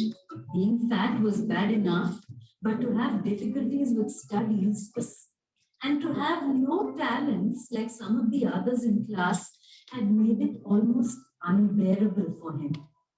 After school, Karun walked slowly home, feeling more sad than usual because of the lunchtime conversation that afternoon, and all those mean things that his classmates had said about him, remember? He then saw the new girl in class, Anita, whiz past on her bicycle, and he waved to her. Someone said that she was a really fast runner and a great cyclist, he thought. I wish I were more like Anita. Maybe I would not be so fat then. Suddenly, Karun heard a crash and a cry. Looking up, he saw that Anita had fallen down.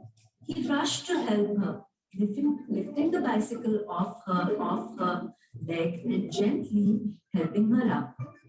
It hurts, said Anita, her eyes filling with tears, pointing to her foot, which had started to bleed. I know it hurts, but don't worry. I will help you, Karun said. Come home with me. I live nearby, and we can clean up your foot, and I'll tell my mommy to put some medicine on it too, Karun said. When they got to Karun's house, Anita saw that although it was small, there was a lot of noise coming in from in there. Do a lot of people live in your house? She asked. No, just my parents and me and my pets, my animals, said Karun. When they went inside, Anita and Karun were greeted by barks and meows and clucking and chirping and all sorts of animal sounds. Remember, like old MacDonald had a farm? A bow wow here, a meow meow there, here a cheep there, quack. It was like that, Karun's house. No, not now. Anita is hurt, said Karun to the 3 dogs who came running out to greet him, the 2 cats that rubbed against his legs, a squirrel that jumped onto his shoulder, a pigeon that had a bandaged leg and hobbled towards him. Why, I didn't know that you had such an array of pets, said Anita, amazed at the menagerie. Where did you get all these different animals? Karun often rescues animals that are hurt or homeless and brings them home, said his mother, who was now helping Karun to dress Anita's wound. Wow, Karun, what an amazingly kind person you are. And to think you never told any of us about what you do at home. I don't think anyone in school knows about this, exclaimed Anita. Why didn't you tell us, yaar? Well, it's just that I love animals, said Karun modestly. And I feel real sad for them when they're abandoned and homeless or when they are injured. How can we just leave them on the street? So I bring them home and we look after them. And some of them get adopted by friends and some just continue to stay with me because they have nowhere to go. The next day, which was also prize day, remember? Anita told everyone at school about how Karun had helped her and about her discovery of his kindness to animals. The story of Karun's shelter for homeless and injured animals flew around the school until the headmaster got to hear about it. Then came the prize day function. While Karun was sitting quietly amongst the students, clapping for his classmates, who won prizes for excelling in various activities, suddenly he heard his name being called. And this year, we have a new award, the school principal said. It is for the kindest person in class.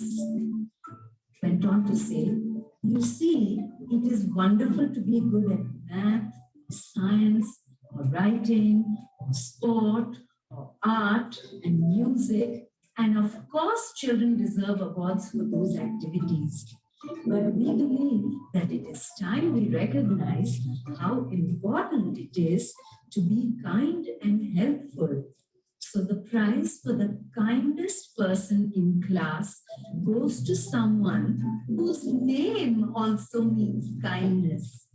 Karun, who has been unfailingly helpful to his friends.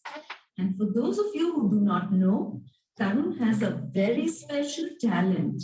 He runs a special home for injured and abandoned animals. We are very proud to have Karun in our school, the principal said. There was a loud applause, clapping, and Anita, who sat beside Karun, slapped his back in excitement, pushing him to get up to receive his prize. I know it hasn't been easy to be teased about being fat or not being good at studies. His teacher said to Karun later on, some things are more important, like being kind and helpful. And that's what you are, Karun, she said back at him. And if the others are smart, they will learn to be more like you instead of teasing you and being mean. And so, years later, you know what? When Karun grew up, he set up a large shelter for animals that were abandoned and injured. And both people and animals who came to him for help felt that he was the kindest person they had ever known. That is the story of Karun.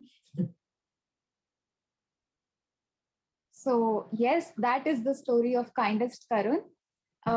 With this, I would again request, like my team members did, please use the chat box as much as you can. We actually want to see a flood coming through your responses on the chat box. So what actually happened in the story? What did you learn from the story?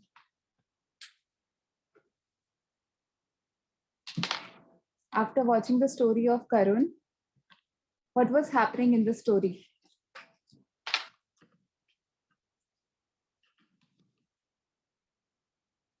Maybe take 10 to 20 seconds to think, reflect,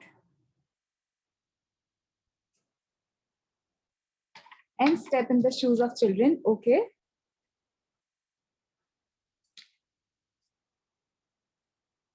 So Pasna ma'am has written, just want to quote Dr. Kalam, it's better to give hand to someone rather than being handsome. Okay. Shrimi ma'am has written, good behavior and habits get rewarded later or sooner. Okay. Laksh sir has written, uniqueness of Karun being kind. Okay. Soumya ma'am, recognition of values like kindness and empathy. Okay. A lot of responses are coming in. Thank you, everyone. And a kind heart always wins in the long run. Okay. So with this, our next question would be that imagine that you're narrating this story to your students, to your children, right? So what will be some of the questions you would want to ask to children, especially in the context of bullying?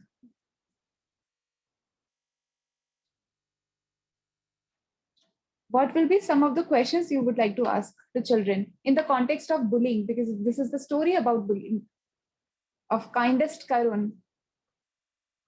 So what will be some of your questions you would like to ask, or maybe raise discussion in the classrooms or in the school spaces?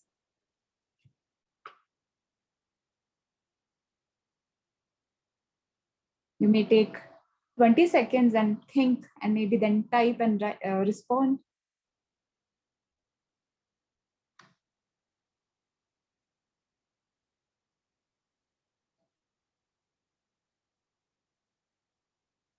Okay, why you would all do such things Okay. Students, do you make fun of your benchmates or classmates? Okay. Have they faced any sort of bullying? Shrimi ma'am has written. And in what context? Very, very important question, right? My next question to you all would be, how will you establish how will you establish a connection between empathy and bullying when you're discussing with children after using this story?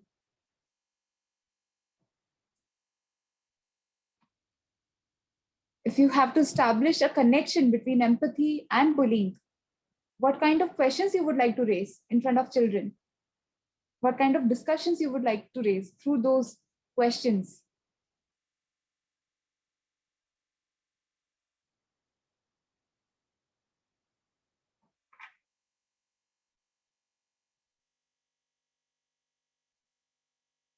Because a very important, the primary skill, life skill that we are using here, that we are talking about here, is empathy, is kindness.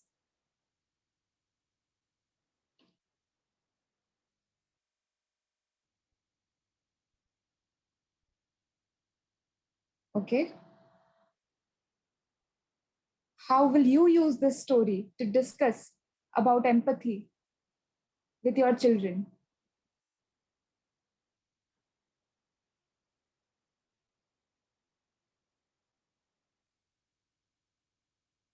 Okay. What do you feel after helping others and after bullying others? The comparison will be the focus. Srishti ma'am, thank you very much. This is quite interesting actually, to lay a comparison and to allow children to actually critically think, make comparisons, another life skill. Okay. Upasna ma'am, that bullying makes one's moral down. Okay. So to create an understanding about how bullying make other people feel.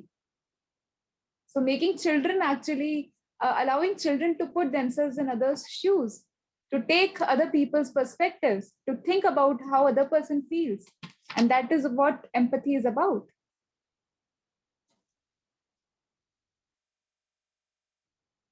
Okay.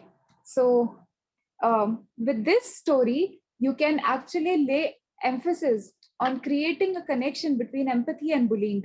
So through this story, you are actually building empathy and tolerance in children. And the main reason, and you can actually, while discussing it with children, you can lay out the discussion in a format that the main reason you won't bully anyone is because you have empathy, is because you understand other people's feelings, is because how critical it is to understand what other people feel, right? Empathy allows us to see other people's problems through their lenses, right? It dilutes the idea of disrespecting and increases care and respect for all. Here, I would also like to bring a very important fact that empathy increases care and respect for everyone, and that creates a safe environment for everyone. The children or adolescents who end up in showing high risk behaviors, they lack empathy. And to support them, we can use these kind of methodologies to sort of build awareness, to sort of build empathy in them, to make them understand and also allow other children to understand their context, their feelings, their emotions, their experience, because every child has a context and context matters. So with this, we would like to move ahead. So these are some of the different kind of questions you may ask, and you would like to also ask a very important question that you can ask children to actually make a list of all different kinds of people that people make fun of, like Karun's story, who was fat, or maybe those who may speak differently from others, and ask them what all kind of people are there whom different people make fun of, and should we make fun of them? Why or why not? Right? So these are the kind of responses we would like to build up in children by using different stories and different methodologies. Right? The next methodology that we are going to come up is the quiz game. So here we are going to present to you some statements that reflect the real life situations. And here we will actually apply an empathetic approach. Right? So because of the restriction in the time frame, I think we will just read out the statements, and you can definitely do these activities with the children. You can actually provide a set of statements to the children, and you can ask them that they have to answer a question in relation to every statement. The question would be, if you wanted to be helpful, what would you say or do? Right? So you can read, or you can maybe write the statement one by one and elicit responses from the children. And by using the question, if you wanted to be helpful, what would you say or do? And here, one important thing that you can do is you can actually divide the children, your class, into a group of 3 teams, right? Team A, Team B, and Team C. And then one by one on the statements, the responses that children submit, you can actually rate those responses. Very helpful by giving them 10 points, somewhat helpful giving them 5 points, and not helpful by giving them 1 point. And then they can even actually peer review, and they can see different other statements one by one, and they may be encouraged to better their statements, right? It's not like an activity that is actually raising competition, but they are actually thinking. They have elicited one response, and then they may go back and reflect, and then they can come back with another kind of response, which might be more effective, which might be more helpful, right? So they can create as many responses as possible, and this is how you can use the quiz game activity. So for now, we have kept, so these are the kind of statements that we have put up. If someone lost their family, right? And you can, again, the question would be the same. If you wanted to be helpful, what would you say or do to someone who has lost their family? And allow them to give the responses, and then you can rate those responses. And these are some of the other statements that you can use. If someone lost their rank in the exam, if someone was unfairly treated, if your friend was sad and you did not know why, right? Someone who has a physical disability. So these are different, this is another methodology which you can use in incorporating empathy among children and adolescents, right? Absolutely correct, Upasana ma'am. There are so many techniques to learn, right? And it's very, very important. And yes, feedback always helps to learn so much in a productive way. So with this, we move ahead to the last segment, to the last component, to the last context of life skill session today, that is sexuality and relationships, right? And here the skills that we are going to use are decision making, refusal, and assertiveness. Now, I would like to point out something here, that these are the same skills that June has used in the context of conduct issues, right? But here we are using the same skills in a different context, that is sexuality and relationships. And this shows us what Sheila talked about in the introductory slides of the session of life skills, that life skills have a context, and sometimes the same skills can be applied to multiple contexts as well, right? To make it meaningful. Now, we specially took the activity to the context of sexuality and relationships because, during adolescence, adolescents have a lot of confusion and questions around sexuality and relationships. For example, decision to engage in physical intimacy. So how to actually, build life skills in them so that they can decide, they can choose, they have the choice making. So let's move ahead and understand how we can actually do it with adolescents and with children, right? So here we will be using the methodology film viewing and perspective taking. And let's watch a video.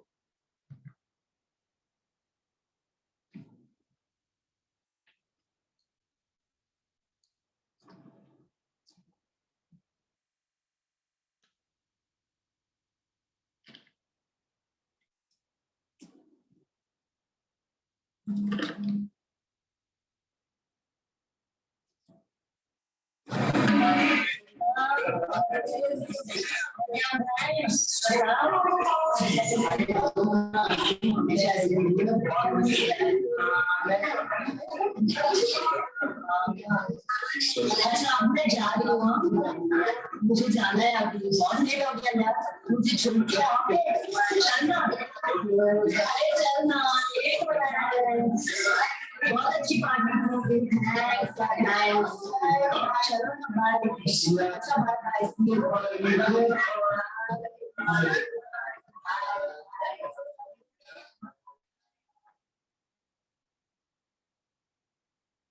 ये रश्मि कुछ चाहिए क्या? नहीं, सब कुछ तो हो गया। हो गया सब कुछ? हाँ, पक्का? और क्या? और चल बैठ, तुमसे कुछ बातें करनी है। क्या? रश्मि, आज वो घर में कोई नहीं है, तो चल वहाँ हम लोग चल के कुछ नहीं नहीं नहीं, मैं नहीं जाऊंगी। देखो, मेरे साथ कोई नहीं रहता, आज मैं अकेला हूँ। नहीं नहीं नहीं, ऐसे नहीं होगा। क्या? सॉरी, नहीं होगा? क्या मतलब है तुम्हारा? नहीं, सॉरी। नहीं नहीं, तुम नहीं आओगी तो मैं सबको कह दूंगा कि तू निकल के साथ घूम रही है। ऐसे मत करना प्लीज, ऐसे मत करना यार। क्या कैसे करना? जरूर करूंगा। तुम्हें नहीं नहीं प्लीज नहीं, ऐसे मत करो ना। तुम्हें मेरी बात माननी होगी अभी। नहीं नहीं नहीं नहीं, मैं नहीं क्या मानूंगी, ऐसे नहीं हो सकता। चलना पड़ेगा, चल चल मेरे साथ। चलती है कि नहीं? नहीं, छोड़ मुझे, छोड़ दो प्लीज प्लीज, मुझे चल, छोड़ चल, दो, छोड़ो चल। Please. Okay. So, in terms of perspective taking, I know the video, the clip might have been triggering for some of you. So, what did you see here? What was happening in the clip?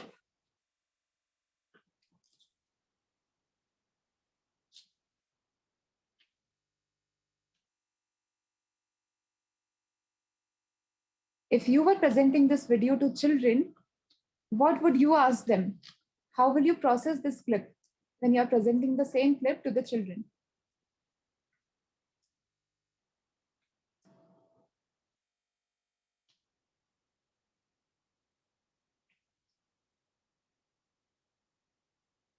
Okay. Upasana ma'am has written, it's very important to have consent before getting into physical relationship. So talking about consent, talking about establishing boundaries. I would like to hear more responses from other participants. Life skills is all about interaction, and it's always a two-way process. So hoping to see more responses coming in. Okay. So what would you do in such situations is what Aarti ma'am would like to ask the children. Okay. This behavior is good or bad is the question that we can ask children. Okay. My next question to you all would be, what could you ask children about coercion? Right? What form of coercion do you see here? Okay, Anurag sir has written, friendship is also to have some limitations. That is something that we need to have in mind, right? So establishing boundaries.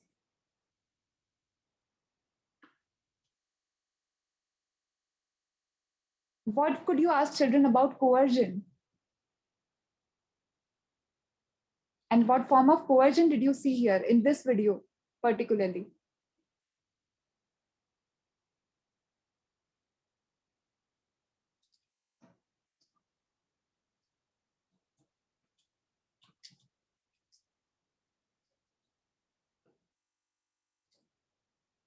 You may take 2 to 3 seconds more.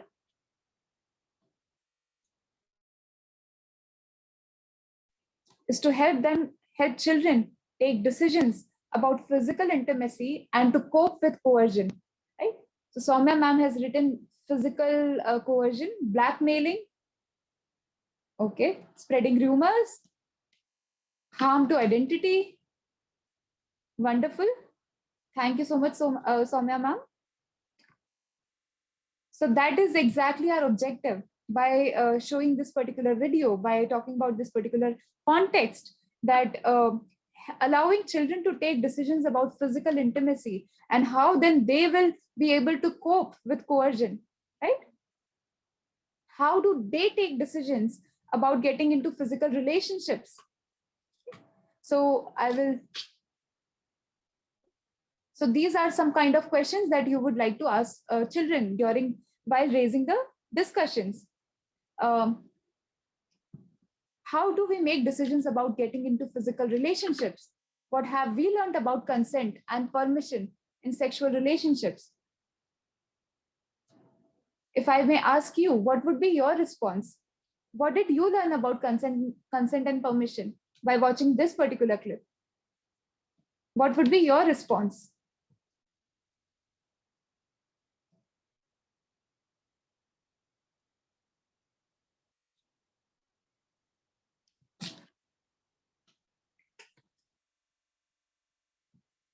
Wrong use of cooperation. Okay. So I will again showcase another video. Okay.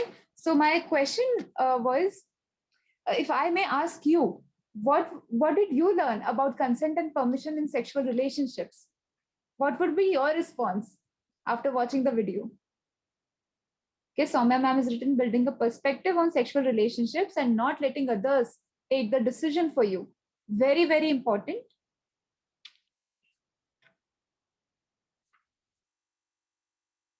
Especially in identifying and responding to coercion. In this particular context, it was talking about physical coercion. Let's move ahead to another clip.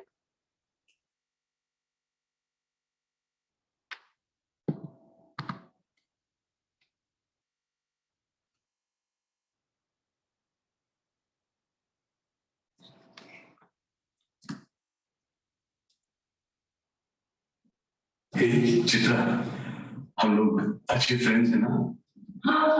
और अच्छे friends अच्छे friends का मतलब है कि हमें अपनी बात को और आगे बढ़ानी है। समझ रही हो मैं क्या कर रहा हूँ? बहुत दिन हो गए हमने क्या प्यार नहीं किया और प्यार, समझ रही हो? प्यार प्यार प्यार का मतलब क्या कह रहे हो? मैं कह रहा हूँ कि देख, इतनी देर दोस्ती हो गई ना, हमने छुआ न किस किया। देख, किस भी तो करना चाहिए ना, हमने कुछ भी नहीं किया। और तुम, मैं और हमारा प्यार, मुझे समझ नहीं आ रहा।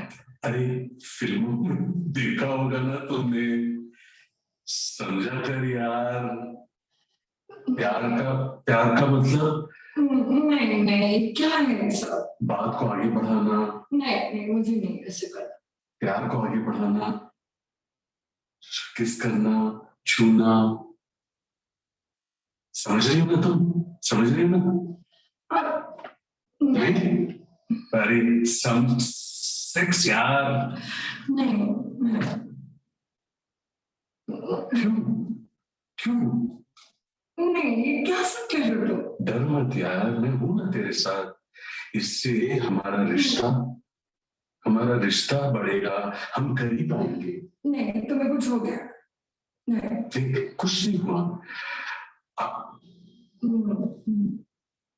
प्यार को आगे बढ़ाना है ना, प्यार ऐसे ही तो आगे बढ़ता है। तो क्या जरूरत है प्यार का आगे बढ़ने का? मतलब नहीं, साथ, प्यार, छूना।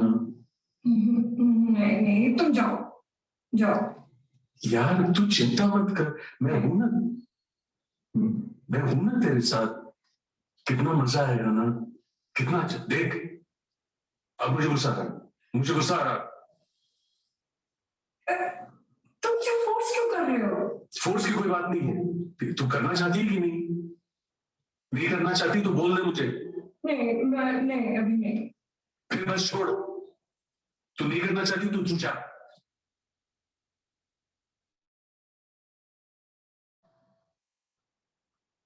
So this particular video and the upcoming video are talking about readiness for physical intimacy, right? So in this context, what did you see here? What was happening in the video? Pratibha ma'am has mentioned mutual understanding is very much important and forcing someone is not the solution. Very, very rightly said, ma'am.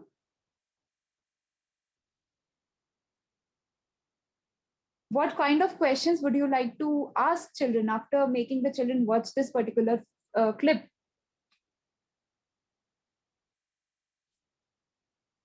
What form of coercion do you see here? Okay. Aarti ma'am has written different expectations out of relationship.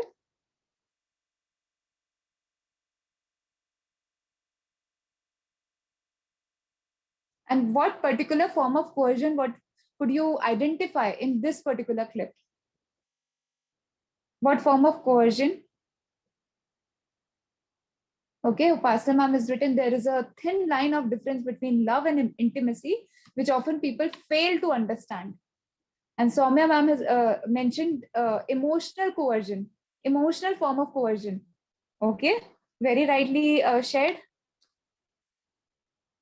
So definitely this video talks about emotional form of coercion, that is manipulation. And it involves blackmailing, emotional blackmailing by using statements or phrases like, oh, you don't love me. Yes, exactly. As Laksh sir has mentioned, by forcing. Hitesh sir has written no solution of pressure at this situation. Okay. Okay. It is not necessary that one has to be physically involved as form of proof. As form of proof. Absolutely correct. So here we can see the manipulation happening, the emotional form of coercion happening, blackmailing the partner when the partner is not ready for physical intimacy. And now we will watch another video clip.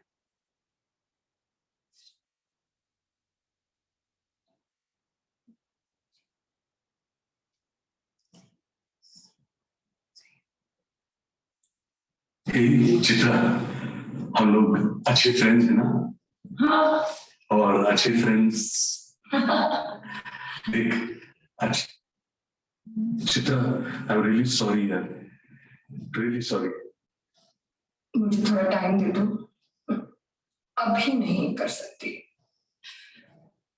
Please अभी नहीं. मैं समझ गया चित्रा, मेरे से गलती हुई. मुझे फोर्स नहीं करना चाहिए था. Sorry Chitra, really sorry. Please मुझे माफ कर दो, है ना? ओके, मैं सच्चे दिल से प्यार करता हूँ. तो मुझे छोड़ोगे तो नहीं? नहीं, नहीं छोड़ूंगा. हाँ, मेरा दिल तुमसे प्यार करता है. मुझे फोर्स नहीं करना चाहिए था. बुरा नहीं मानोगी? नहीं मानोगी ना? हाँ, It's हाँ. okay. Okay, really okay. Okay. So my question here would be, what is the difference between the boy's response in scene 1 and scene 2?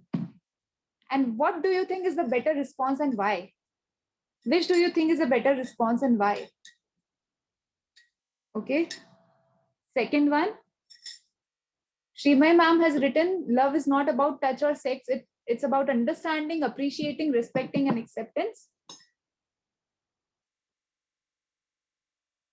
One more important thing that Anurag sir has written, that sexual activity is natural thing, but it never means that for being in love or being nice to someone, it grants you to take physical advantage of your partner without consent. Okay. Aarti ma'am has written a very good point. Mutual understanding was present in the second clip because he understood that he is pulling the girl out of his comfort zone. Okay, is what Upasana ma'am has written. Muthu sir says second is good. Absolutely right. So these are the different methodologies, you know, even by allowing children to watch the film, you can actually present, you can ask children about, you can talk to children about the method of coercion, about what coercion is, how does it look like, right? It is very, very important, you know, that children identify children actually recognize different forms of coercion. It could be in physical form, which is actually very easy to identify sometimes, but then the manipulation part of coercion, the emotional form of coercion, is hard to identify. Right? If children have to be protected against abuse in the context of sexuality, in the context of child sexual abuse, they really need to understand the different forms of coercion. Phrases like, please, please, Arey, you don't love me, can't you do this much for me? These are also the forms of coercion. This is what emotional blackmailing and manipulation looks like, right? So we really need to have that understanding. We need to build that understanding in children that coercion creates an unequal power dynamic, right? Adolescents face these kind of questions and confusions, and they don't understand whom to reach out to, whom to ask to. So by using these clips and methodologies, we assist children to understand these nuances, right? It's very difficult otherwise to make them understand these concepts, right? And especially when the partner uses phrases like, don't you love me? Can't you do this much for me? So this understanding helps them to take decisions appropriately and establish healthy boundaries, create healthy relationships, right? These videos are just a slice to raise these kind of discussions, and the discussions can be very, very fruitful. So let's move ahead. So we are almost on the end part of today's session, and then we will be having the question answer round, right? So again, coming back to the end part of it, what to consider when teaching life skills. So here, these are some of the questions we have been driving throughout our sessions. Remember, Sheila, in the starting of the session, she actually raised these kind of questions that, we can allow the discussions by using the context, by using different kind of methodologies, using these kind of discussions by asking questions like what was happening here, what are the feelings of people involved, how else could the situation would have been like resolved, right? So by asking these questions, this is the framework that can be used, that we have been using to raise the discussion among children through different contexts, right? We have talked about difficult experiences, we have talked about empathy, we have talked about sexuality and relationships. To summarize this is what, if you notice, we have been doing, right? Throughout our sessions. We didn't say that don't be sad, you have done something wrong, or we have labeled children by saying, oh, you were stealing, you did something wrong, you should have said no to your friends, why did you do this, right? Or in terms of sexuality, we didn't say that, you shouldn't have gone out with someone, you should be more careful, you shouldn't have trusted that person. So we haven't used these kind of phrases or statements. We were not moralizing or lecturing. What we were doing is we were equipping children to take decision by helping them to make perspectives, right? This is what we have been doing throughout the session.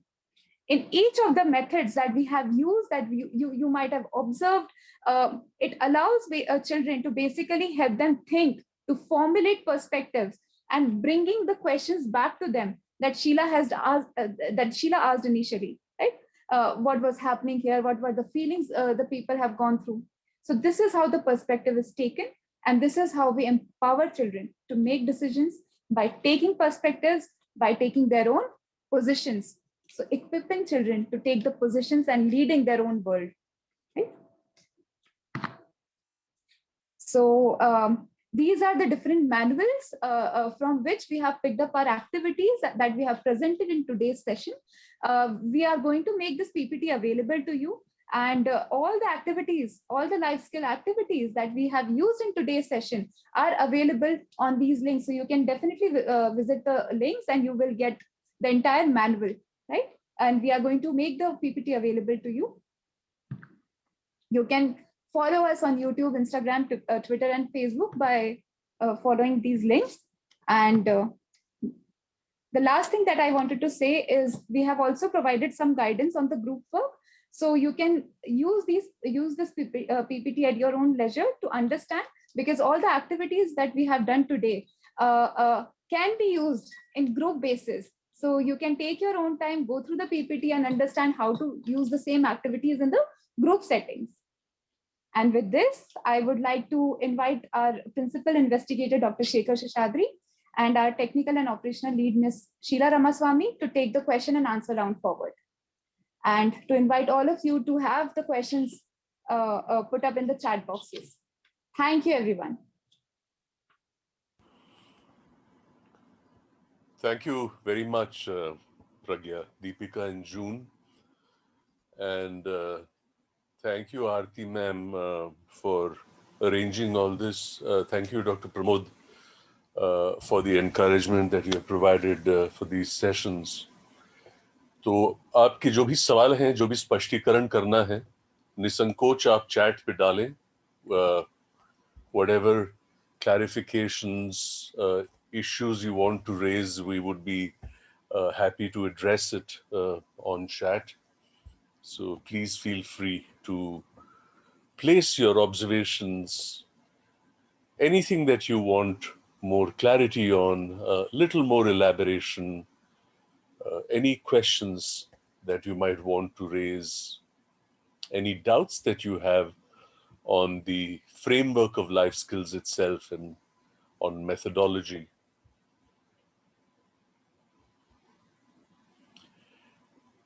As you're thinking about it and putting it on chat, let me also attempt to kind of close the loop, as it were.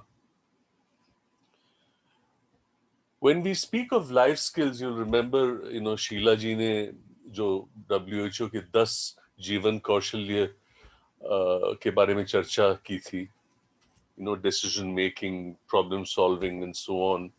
And you remember the triangulation that she presented: life skills, the context in which it operates, and the methodology by which you complete the triangulation. What happens generally in pedagogy, particularly in teaching conventional stuff in schools, is that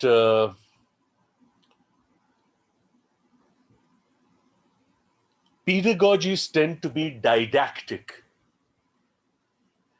Now, there is a difference between didactic pedagogies and experiential pedagogies. Let me explain this to you in a very simple manner. A surgeon cannot learn how to do surgery merely by reading a book or by someone telling him how to do surgery, unless you do it yourself, unless you hold the knife, unless you wash up, you make the cut. You cannot learn how to drive by reading a book or by someone telling you how to read it unless you actually engage in the act of driving. You cannot learn how to play a game merely by reading a book, unless you practice that. So there's a difference between experiential methodologies and didactic methodologies. And this is the reason why in pedagogy, particularly in the kind of institution that Pramodji so ably administers and Aarti also works in, the whole shift from the principles of didactic methodology to experiential methodology, particularly where life skills are concerned, is exceedingly important. I will come back to this issue, but let me go back to a question that Upasana has put. Should schools introduce sex or gender education right from which standard? It's a very interesting question. And I'll tell you what the importance of this question that Upasana has put. Many years ago, when the government of India started this whole adolescent reproductive health program and sexuality education and so on, many state governments basically trashed the program and they said, koi zarurat nahi hai, our children will become unnecessarily curious. Hum sabko kisi ne padhaya tha ki hum theek, how did we negotiate life and so on and so forth. But we were already in the era of the HIV pandemic then. We were already into adolescent sexual experimentation. We were already into abuse. And let's not forget, not all child sexual abuse is necessarily coercive. Remember what Pragya said just now. There is something known as grooming. where a motivated abuser targets a vulnerable child. And how does he or she know that the child is vulnerable? Because the child is seen sitting outside the house, the door is locked, everybody knows the parents come late. सारे मोहल्ले को मालूम है कि बाप दारू पीता है, घर में झगड़ा होता है, अक्सर माँ मैके चली जाती है, and the child is, so you befriend the child, and then you give the child inducement, and you make the relationship very special, and say, and then you make it a little deeper to say, our secret, don't tell anyone, and how I like being with you. And then you sexualize the relationship, and then you ask the child for secrecy using two methods, either threat or by saying ki, if you disclose to someone, my life will be spoiled. That now there is no assault here, there is no physical coercion. So how do kids actually make a judgment about these kind of nuances? तो किसी ने क्या खूब कहा है, if you think knowledge is a problem, try ignorance. How can knowledge be more of a problem than, so if you think information is a problem, try ignorance. How can giving children information be more of a problem than ignorance? So to come back to the question that Upasana has put,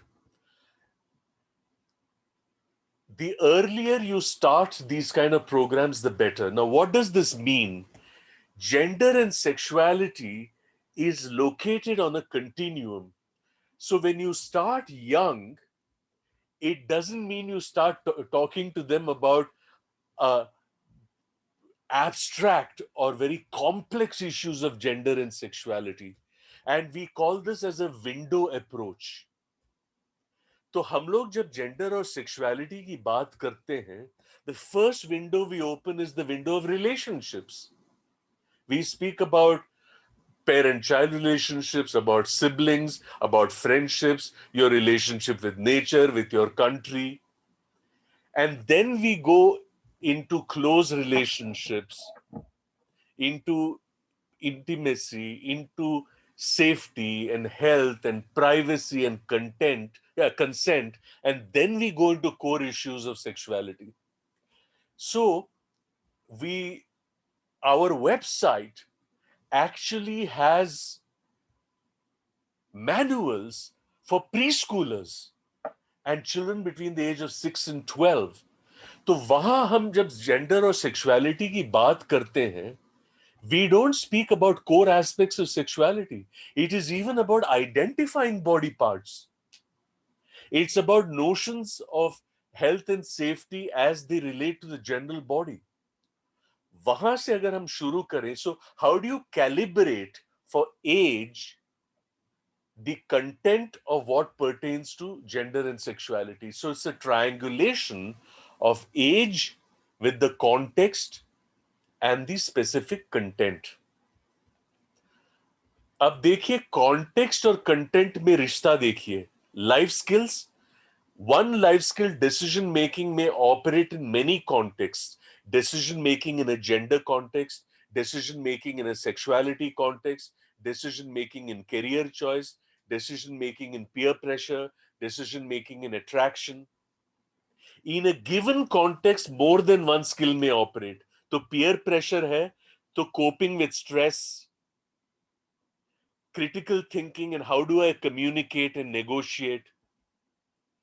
Now look at the context content paradigm in pedagogy. Gender is the context, gender violence is the content. Gender violence is the context, impact on women is the content. Impact on women is the context, where help is available is the content. So you see the relationship between context and content is also very critical. So this is how we really look at the whole issue of pedagogy, is that, and the importance therefore of experiential pedagogies, and that's how we've constructed this session today, to expose you to different kinds of methodologies. Now let's go to another issue जो हितेश साहब ने किसी रिश्ते में, if in a relationship if both are not able to understand each other and not accept their mistake after marriage, then what is the solution to this kind of issue? Of course, this is an adult issue which Hitesh has put. It's really not a child issue. But let me just address it in a very simple way. ये WHO की जो 10 life skills हैं उसमें interpersonal relationships and each of these skills is operationally defined. हर कौशल्य जो है उसकी एक परिभाषा है. And one of the operational definitions is interpersonal relationships is not just about the skills of how to maintain, nurture, and sustain relationships. It is also the skill to healthily end relationships if they do not work. And it's important to keep this in mind in a gender sensitive approach. And I'll tell you why. Because if a woman is in an oppressive marriage and you hold marriage as an inviolate institution, this is the reason why if a woman goes to a police thana, the policeman will, who has undergone some sensitization program, which is very didactic, will say, देखो माँ क्यों खाली पीली family को खत्म करती हो, थोड़ा सा adjust कर ले. So just because you think marriage is inviolate, she has to continue to suffer oppression and aggression. That so these are very problematic. That so we need to keep this in mind, when we look at how do you negotiate relationships and how do you look at the nature of a relationship itself. So thank you, Hitesh, for bringing it up.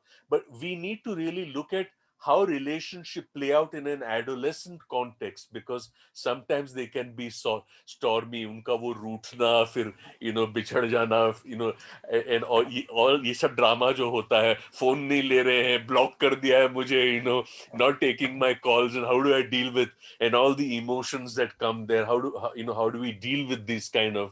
So to say that relationships are a process, and the truth is, if you ask me, tell me some ways in which relationships break, I can tell you 100 ways. But I cannot tell you one solid way in which a relationship holds together. But there are some parameters. There is commitment. There is respect. There are shared hopes and values and dreams. There is sharing. There is loyalty. There is communication. There is uh, encouragement and joy in the other person's achievement. There is giving each other the freedom to explore their own individuality. Because in any relationship, if I'm in a relationship with person X here, that relationship is important, but that person has other relationships and I may have other relationships. And to allow that freedom and yet come back and to be able to share that. So these are all some issues that we need to keep in mind. Sheila? Yeah, there are several questions people have put on chat about how important it is for parents to understand the importance of life skills. Pratibha ma'am has put, what should we do for conservative Indian parents and family? Anurag sir has put, how can we convince children to talk openly about these issues? Life skills, these are very good questions because life skills should not be restricted, as Aarti ma'am says, to departments like psychology or education. In fact, they should not even be restricted to manuals and methodologies. These are vehicles of convenience. Life skills really begin at home, and they have much to do with the guidance and supervision that parents provide. Again, not in terms of value judgments. But what parents can do is to create a culture of communication with children, and not one that directly talks about abuse and sexuality, because these are complex and very sensitive issues. But the question, friends, is, do we talk to our children about everyday issues? What happened in school today, fights with friends, their emotions, how children felt today? Do we have the time to listen? Do we have the time to respond? Do we have a culture of conversation with our children? Because only if we have a culture wherein we talk to children openly and freely about simple things, everyday things, school, emotions, difficulties, worries, food menus, what happened on the street today, something that your child saw and you turn into a discussion.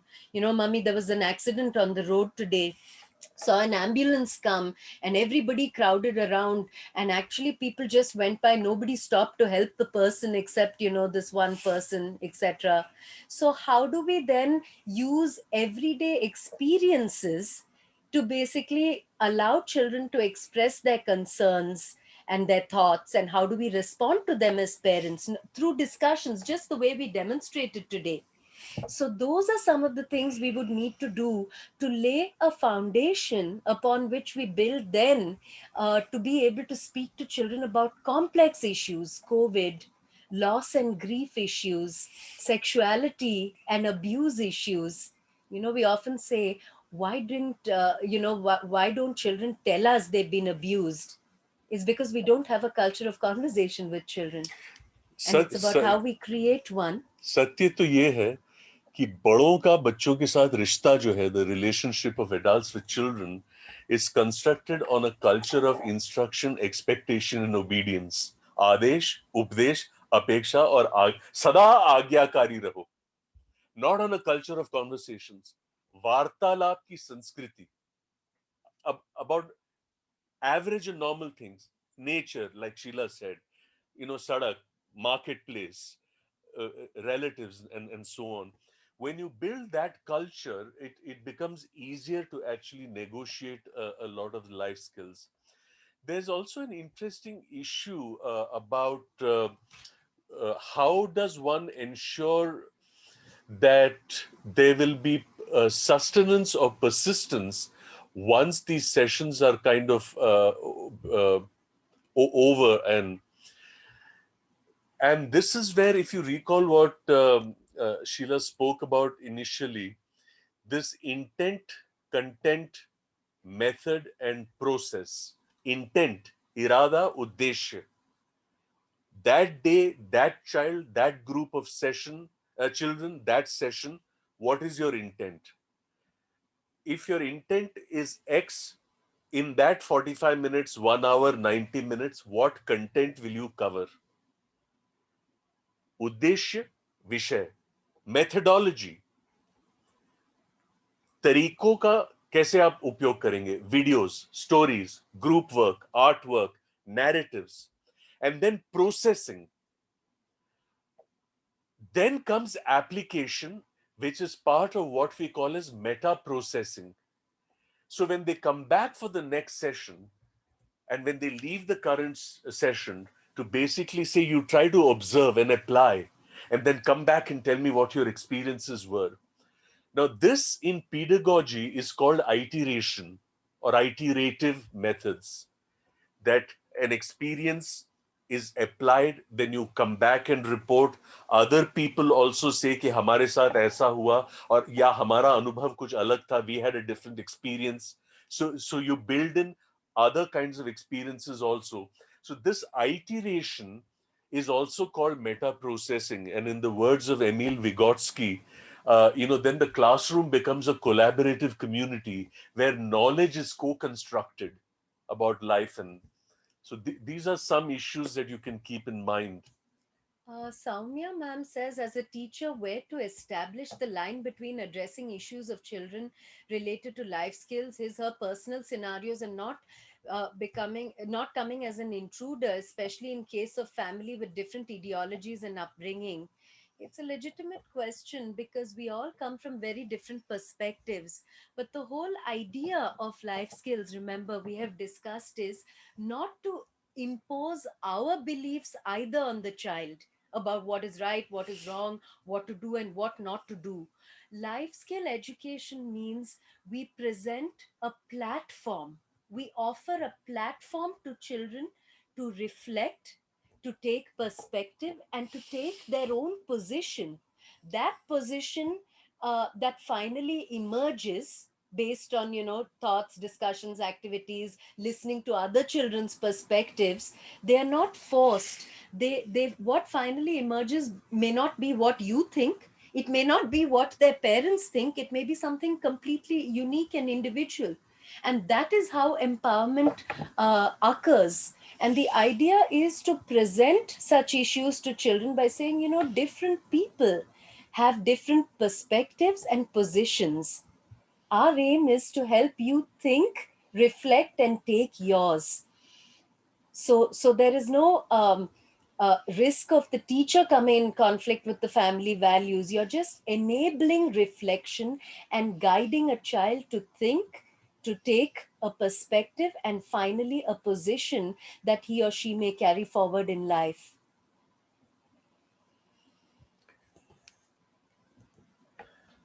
Any other questions? There is also a question that somebody put on good touch and bad touch, or rather a comment.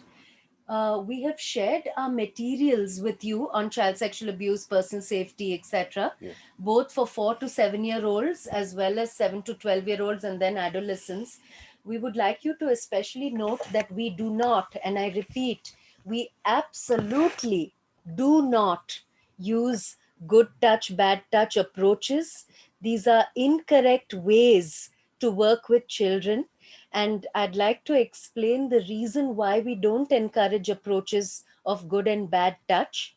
For one thing, the moment you imbue sexuality related touch as being bad touch, we are doing children a great disservice. Remember, friends, sexuality is actually a beautiful thing. Sex and sexuality. It is beautiful, it is joyous, but it depends on the context again. If it is in a mutually consenting relationship under the right circumstances with people, who want to be present in a given relationship, it is wonderful. So when we start out by telling children that sexual touch is bad touch, it is exceedingly damaging to their psyche, because then we are teaching them to equate sexual touch with bad touch, which means moving forward, we are not allowing children or adolescents, especially as they grow up and move into adulthood, the freedom and the joy of an experience of sexuality, because then, any sexual experience becomes imbued with negativity, with guilt, with fear, and that is a problem. That's one reason why we don't go with good and bad touch responses. The other issue, the other reason why we don't use this approach is as follows. When we teach children or try to teach them this good and bad touch concept, um, the problem also becomes, we are expecting children as young as 6 and 7 years old to exercise their discretion and decide whether a given touch is good or bad. Ladies and gentlemen, I want to remind you of perhaps your own personal experiences, in your office spaces, with your colleagues, sometimes with your friends, when you may not have been sure whether a given remark, which may have been slightly sexual in nature, was really appropriate. You see the kind of confusion it can create even in an adult mind. What did he mean? Why did he say that? He told me I looked beautiful today. What does that really mean? Was he being funny? I mean, seemed like an odd comment. And then you're calling your friend and saying, do you think I should report this at work? Do you think this was harassment? When adult women and men find it difficult to make decisions, when the court finds it difficult to make decisions in adult context about whether something was harassment or abuse, how are we expecting children as young as 6 to recognize the difference between good and bad touch? We cannot impose this burden. Also, where adolescents are concerned, so-called bad touch, what Dr. Shekhar referred to now, when sexual abuse is done in seemingly non-coercive ways, through grooming and manipulation, and adolescents are made to quote unquote enjoy it because of the ways in which the touch and the abuse was introduced, they would find it very difficult to recognize as bad touch. Therefore, we have alternative methodologies. You will find that in our manual. There are other ways we discuss these issues, not in good and bad touch ways. I hope we have made the point. Right. I'll just address the last issue, and then I have certain observations that I would like to share with Aarti ma'am and Pramod sir. My last response is to the point that Anurag has put down about the sitting plan for boys and girls uh, in class, and I'm really reminded of a book that the very well-known Dr. Krishna Kumar wrote. The book is called the ch- the the chapter in the book is called on growing up male. It's a very small book that Professor Krishna Kumar wrote, and he's written a very interesting chapter in that to say that schools must act as counter socializers. If society and civil society paints men and women gender in certain ways, schools must offer alternative perspectives and viewpoints as possibilities to consider. And he said the reason he states is that the idea that men and women can have only one type of relationship, किसी मर्द को औरत के साथ देखा तो अरे क्या हो रहा है हाँ, you know, that kind of nonsense that goes on. He said it's a tragic form of socialization because we miss out on the friendship of half the population. अरे यार आरती और मैं दोस्त हो सकते थे यार, we could have been friends. Why do we have this notion that men and women can have only one type of relationship? That तो ये धारणा जो है और ये एक तरह से ये गलतफहमियां जो हैं, this has to be really challenged. That's what I wanted to bring to your notice. And the world is co-ed in uh- any case. Uh- So आपको why would we आपको split? मैं एक आश्चर्य की बात बताता हूँ. बैंगलोर में एक कॉलेज है. There's a college in Bangalore where the staircase to go to the first floor, there was a different staircase for boys and a different staircase for girls, and we tried to tell them, boss, life is co-educational, yaar. The road is co-educational. You know, what kind of protection will you kind of do that? And as Upasana rightly points out, yes, a school is a microcosm of the universe that we live in, and we live out the same inequities and the same non-egalitarian forms of. तो ये समान अधिकारी परंपरा जो है, how do we build that into the fabric of the school and the education system, which ultimately brings us to the question of the purpose of education. Numeracy, literacy, all that is, you know, kind of still there, but the purpose of education is the development of an egalitarian personhood, एक समान अधिकारी व्यक्तित्व का विकास, the development of a socially responsive and responsible citizen, एक नागरिकता जो प्रतिक्रियात्मक है, and the development of an identity that is imbued with aesthetic sensibility. कला, प्रक्रिया, रंगमंच, नृत्य, संगीत, रिश्ते, वात्सल्य, ममता, दोस्ती, तो इस तरह की भावनाएं जो हैं. You may also find in our adolescent gender and sexuality manual, if you look at some modules on, you know, notions of masculinity and of femininity, you know, the perfect man, the perfect woman, you know, how very often these are stereotypical notions, and how we are getting children to move in a different direction. Being gender sensitive is not to be confused with being gendered. And we come from a perspective where, through life skills education, we are encouraging, as Dr. Shekhar also said in a different way, for children to embrace a position and a perspective that is not gendered but human. You know, what are qualities of masculinity or femininity? You know, are they really different from what we want to look at as human qualities? अगर अगर आपके पास 3 minute और का फुर्सत है, इसी विषय पे दो बात कह देता हूं. Michael Kimmel and Michael Kaufman, two of the biggest scholars in gender in the area of masculinity. So Kaufman के एक TED talk में two very quick things I'll tell you. He was in a workshop where there were many women, white women, black women. He was there. They were talking about equality and gender, and then a white woman said all women experience oppression similarly. And the black woman said, I have a question.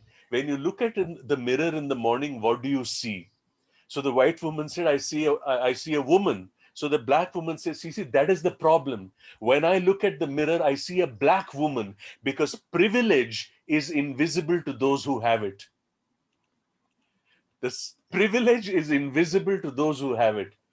The second thing he said is he was in another workshop where people spoke about reverse gender discrimination, that jobs were, in the name of gender equality, jobs were being given to women and equally deserving men or more deserving men were being denied jobs.